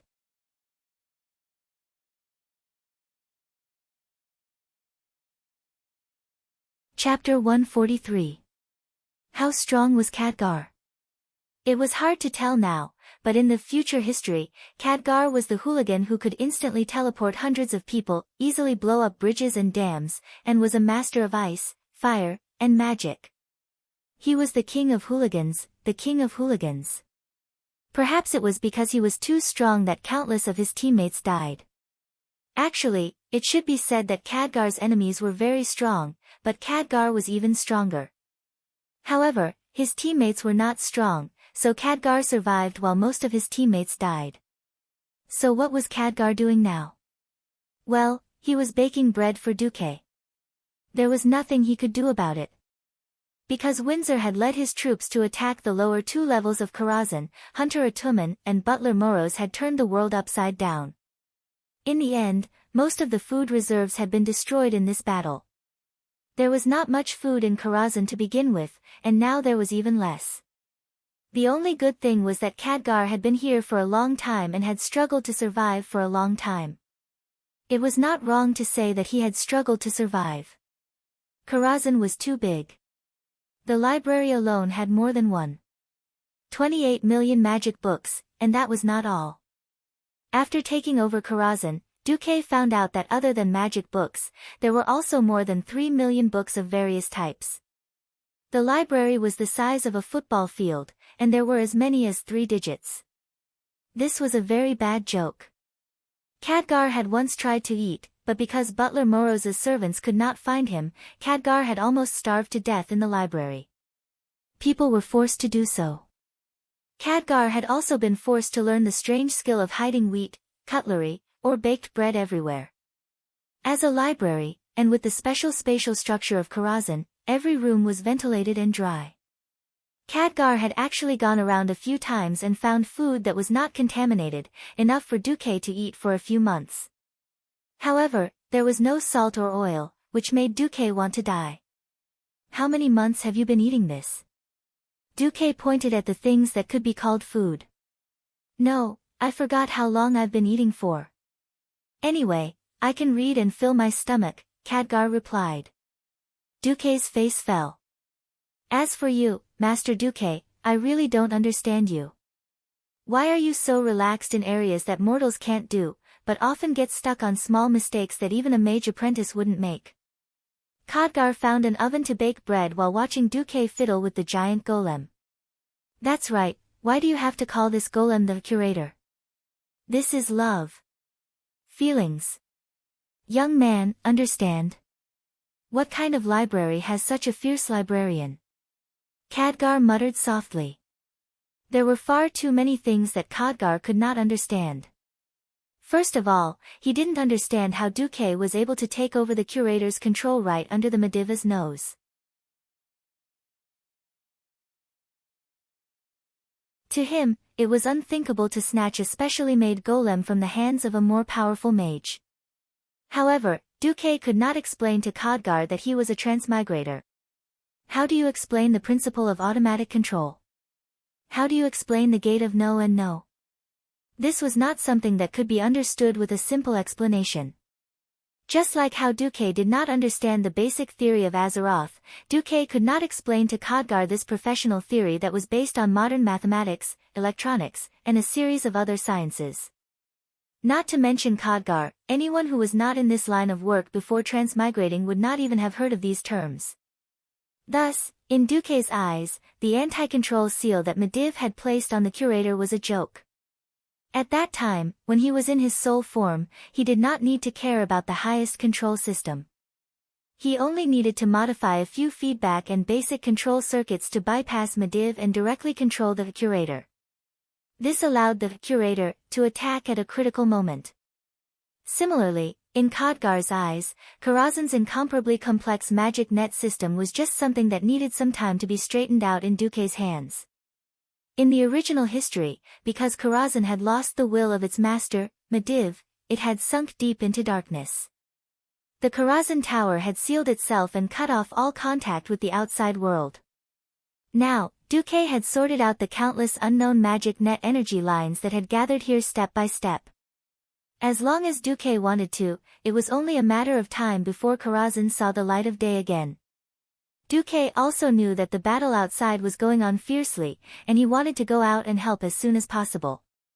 However, if Karazhan was not sorted out, if the Burning Legion set up a portal here or something, it would be a big problem. Thus, Duque could only dig through the books while cleaning up Karazhan. On this day, the system elf finally sent a notification. Congratulations, host. The system has stabilized the first and second levels of Karazhan based on your newly acquired spatial knowledge.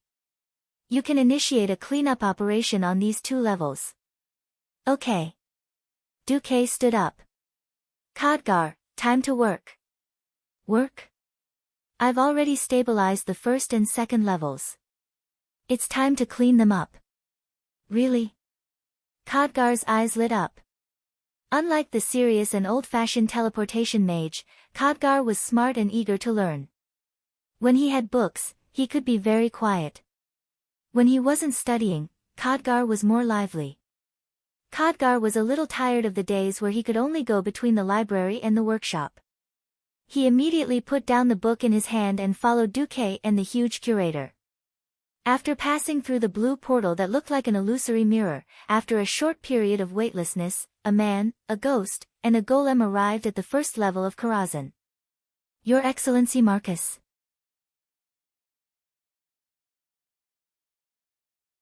A whisper suddenly came from the darkness. Huh? Duque was slightly surprised. In Duque's impression, the 1st level was Karazhan's horse shed. When the players in the game came to the horse shed, they only met ghost coachmen and ghost warhorses. No one would ever call Duque that. Looking in the direction of the voice, Duque understood. It was a translucent soul. His illusory soul wore the iconic Stormwind City armor, and he held a lion head shield and a standard longsword. Obviously, he was an elite soldier under Lothar who had died in Karazhan. You are. I remember you, Michael. Yes. That's great, Your Excellency still remembers me. I'm Michael Jonathan. Michael seemed to be very happy.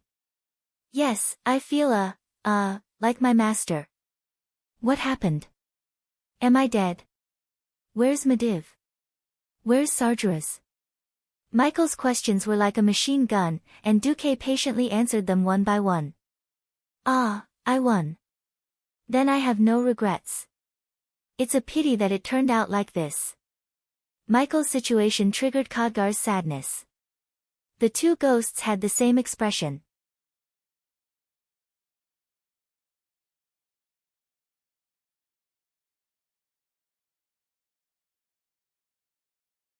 Chapter 144. I don't know if a ghost will be reborn as a baby after being decomposed, but if you think it's a pain, I should be able to erase your soul. For some reason, a 3D model of Karazhan appeared in the system prompt. In the 1st layer, Michael's name was clearly shown. On Michael's note, in addition to unable to leave Karazhan, it also clearly stated that there was an option to erase the soul.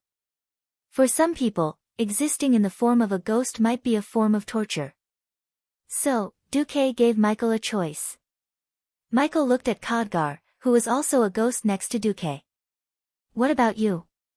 I've seen you before, Mage Khadgar. Why did you choose to continue to exist in this world? Khadgar was stunned for a moment before replying, I don't think I've lived long enough. There are too many new things in this world that I haven't seen yet. As long as I'm allowed to browse through the books of Karazhan, there's nothing wrong with being Master Duque's servant. Duque secretly complained, no wonder you're willing to listen to me. It turns out that the books are your master. Michael thought for a moment, then turned around and bowed to Duque. How about this, if there's nothing you need me for, then I have nothing to miss since I sacrificed myself to protect Stormwind and Azeroth. Then at this moment, the system suddenly gave Duque a shrill warning. Warning. Warning. According to your newly learned, space theory, and other knowledge, it has been detected that a space passage will be forcibly opened in 72 hours. After calculations, it is a 92.7% match with the demon army that Sargeras summoned. According to the energy level of the spatial passage, it is estimated that there will be more than 100 low-level demons and no more than 5 mid-level demons attacking. Then, an unusually bright red countdown appeared on top of Duque's retina. Duque's expression changed immediately. Holy sh*T. I knew there was no such thing as a direct route to becoming a mage. Medivh had built a mage tower in Karazhan for 2 reasons. On one hand, it was convenient for research, and on the other hand, he had been silently guarding this world as a guardian. As the price of changing history and inheriting Karazhan, Duque had to take on the task of protecting Karazhan. In history, the Karazhan secluded themselves. This largely prevented monsters from coming to Azeroth through Karazhan and harming the people there. That saying was true, with great power comes great responsibility. Duque's right hand was infused with arcane energy. He gently placed his hand on Michael's shoulder. He was righteously bluffing, no, he was preaching about the power of holy light. Michael. If you want to find the meaning of existence, then I have a very, very important mission for you here and now. What? Michael was a little stunned. In his mind, he had just killed Sargeras, so there shouldn't be any big enemies.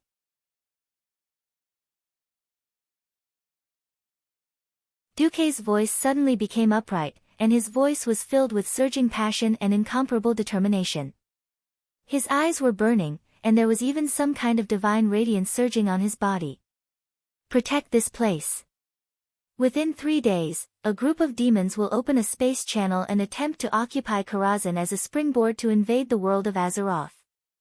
They will harm our family, friends, and the people we love the most. Can we allow all of this? No. Absolutely not. We can endure loneliness, we can endure hunger, we can endure fear, but we definitely can't endure the people we love, the world we love. At this point, Duque's voice suddenly rose an octave. Michael Jonathan, are you willing to protect the world with me, to protect all of humanity? His thunderous voice echoed throughout the first level of Karazhan. In that case, please allow me, Gala Donald, to join you. A voice suddenly sounded from the depths of the stables, and another soul wearing the armor of a Stormwind soldier appeared. Count me in. Count me in too. The souls of the elite soldiers who had sacrificed themselves in Karazhan walked out from the darkness of the first and second levels. Yes, they had sacrificed themselves for the future of the people of the kingdom. Unfortunately, because of the characteristics of Karazhan, their souls were also bound here. They could not fall into hell, could not go to heaven, could not return to earth, and could not see their loved ones. Perhaps, this was a kind of torture. However, at this moment, they had found a new meaning for their existence, to protect Karazhan, to protect the world.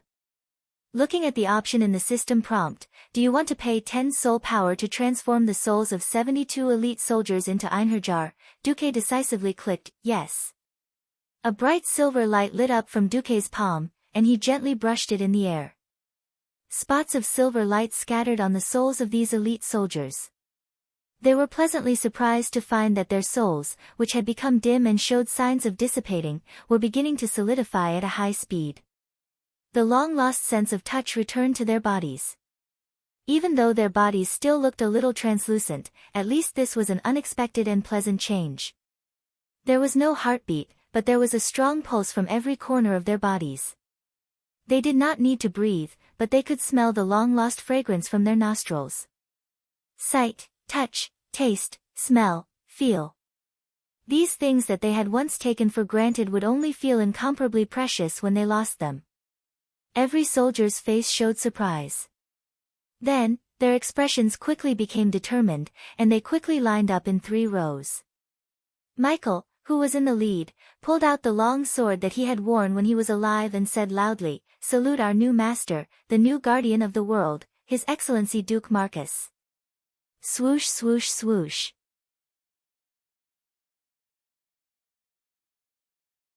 They pulled out their swords neatly, causing the dark stables to light up with a dazzling cold light. Bang! Bang! Bang! The Einherjars hit their shields with their swords, and there were bursts of high-spirited hitting sounds. The entire first level of Karazhan seemed to be trembling. No, this was not just a tremor. This was already a roar. It was not just the shouts and hits of these elite soldiers. It was as if every corner of Karazhan, every brick, and every pillar was emitting a low and ancient sound. They resonated as if they were responding to the will of the Einherjars, responding to their determination to protect the world. With the same excitement, Duque looked around at these Einherjars, and a satisfied expression appeared on his face. "All right, brothers, let's go all out." Let's tell those damned demons that this is Azeroth's territory, not their playground. Oh.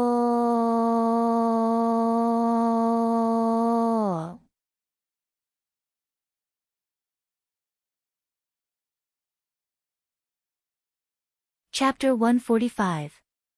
Duque knew very well that he could not stay in Karazhan forever. Outside, Stormwind City was being besieged, and the green tide of orcs was wreaking havoc on the entire continent. No matter how he looked at it, he had to hurry back as soon as possible. The task of defense could only be left to helpers like Khadgar and Michael. Although the Einherjars might be of a higher level than the original elite soldiers of Stormwind City, dealing with demons was like dealing with orcs. There was no point in simply relying on numbers. As long as it was not someone like Noxus who had entered the realm of heroes, no matter how experienced an elite soldier was, they would not be able to win against a demon. Duque suddenly recalled a game he had played before. Coupled with the Mechanical Traps Encyclopedia that he had found in the Mediv library, Duque had an idea. 108 magicians' hands immediately appeared. They flew around the first and second floors of Karazhan. They creaked as they unloaded the wood that Duque needed, and even uprooted some of the pillars in the stable. Duque injected arcane energy into the ground, freeing the huge stone bricks from the shackles of gravity, and they flew into the air along with the soil. Khadgar was dumbfounded. He looked at Duque, who had a lot of magic theories that he did not understand before, as if he were building a building block. Like building blocks, Duque completely changed the structure of the first and second floors of Karazhan. Damn it, even if Karazhan is in the middle of a spacetime crack. But if you mess around like this, Karazhan will still collapse. Khadgar could not help but exclaim. What? Do you know anything about architecture? Ha! Khadgar was a mage, not an old foreman of the Mason Brotherhood. When Duque said this, he was immediately stunned. You know. Of course, as long as I don't touch the supporting pillars and load-bearing walls, even if I hollow out the first and second floors, there will be no problem. Also, I have calculated the gravity here, and it is only about 80% of the gravity outside. I can make it even sharper. Although Khadgar did not understand what Duque was saying, he did not understand. Just like that, Duque spent about a day turning the first and second floors of the Karazhan into a huge death labyrinth. Spiked traps, tar traps, arrow walls, spring traps, blade walls, together with some gaps that led straight to the void turbulence, Duque ran into a propulsion trap that could knock away a huge body larger than a ton. Everything was ready except for the demons. 2 days later, at the main entrance of Karazhan, the chaotic void of red and black separated. A thick green light that was not too dazzling, like the light of moldy pea soup in a dark cuisine, illuminated the main entrance of Karazhan. In Duque's perception, it was an evil aura that pierced through the chaotic void. The unknown world connected directly to Karazhan. A huge crack was forcefully torn open in space, and some kind of magic was rapidly reinforcing the crack. A terrifying aura, so evil that it was almost tangible, gushed out from the portal. Duque, who was sitting at the end of the second floor, could also quickly smell the unpleasant aura. Beside Duque, Khadgar's expression changed slightly. After seeing Duque nod, he walked in front of a crystal ball that was flashing with arcane light and pressed his hand on the crystal ball. It was a soul crystal ball that could connect to the spirit seas of all the Einherjars on the first and second floors. The guest has arrived. I repeat, the guest has arrived. As soon as he finished his sentence, a huge red gauntlet appeared at the entrance of the portal. The next second, a humanoid demon over 5 meters tall with crimson dragon wings stepped out of the portal. His entire body had explosive red muscles, and he wore heavy armor. His head was a bit like a rough orc's, but there were huge horns on his head that orcs did not have. He had a pair of powerful legs like those of a goat. Not only were they folded back, but they also had huge hooves. The blazing flames that wrapped around his body contrasted with his huge body, making this apocalypse guard look extremely ferocious and terrifying. Kill all those who resist here. Master Sardras will not fall in a place like this. Search. Search for him. Even if this place is completely destroyed, we must find the passage to Master's location. This huge demon was roaring at his subordinates in the Eridar language, which was also commonly known by humans as the demon language. Countless terrifying figures rushed out from his side. There was a demon hound that was completely red and had 4 limbs on the ground. It had 2 long black and white tentacles and 2 huge bull horns. There was also a demon guard that was bare-chested, had indigo skin, and had strong chest muscles. Apart from their bare upper bodies, the demon guard's arms and waist were covered in heavy armor that was mainly red with white edges. Long crimson horns grew out from his head and back. There was also a void demon that was covered in armor. Its true form was actually an inverted triangular dark blue energy body. They swarmed forward in a chaotic manner and rushed into the long passage at the main gate of Karazhan. Suddenly, the fastest hellhound seemed to have stepped on something. The sound of metal rubbing could be heard in the darkness. In the next second, dozens of sharp spikes shot out from the floor. As if they wanted to skewer the hellhound, they pierced the abdomen of the hellhound. As the scouts of the demon army, the hellhound had agility that Duque did not know about. The moment the spikes were about to touch its abdomen, the hellhound suddenly arched its back and bounced into the air like a spring. Unfortunately, without any warning, a 2-meter by 2-meter square suddenly fell from the ceiling.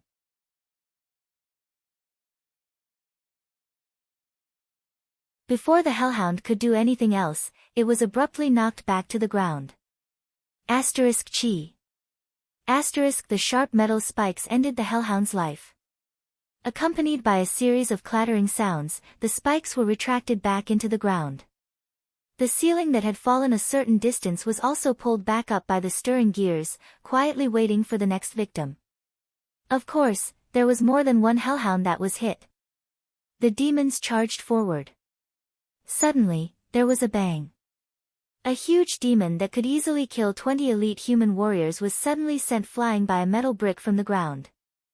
The unlucky guy was caught off guard. Like a cannonball that had been stuffed into the barrel of a cannon, he was ejected with a loud bang. Demons were not beasts that had no intelligence and only knew how to kill. They were shocked by the strange situation. Their eyes followed the figure of the victim until the victim hit a wall and stopped. Only then did their eyes start to focus. Before they could shift their focus, 3 sets of crossed giant axes suddenly popped out from the seemingly ordinary wall. Those axes were ridiculously heavy even when carried by ogres. The axe blade, which had a diameter of more than a meter, could easily chop off a dragon's neck, let alone a demon. With a chilling glint, the demon only had time to scream before the cold gleam of the axes flashed across his body. On the wall, there were only a few deep cracks, splattered demon blood, and scattered pieces of flesh that could no longer be pieced together. What's going on? You're tuning in to the Blissful Bookshelf YouTube channel. We're so grateful for your support, and don't forget to subscribe to join us on this incredible journey through captivating stories. Your generosity through donations truly makes a world of difference, as it's the primary source of revenue that allows me to expand and enhance this channel for you. Thank you from the bottom of my heart for being a part of this adventure.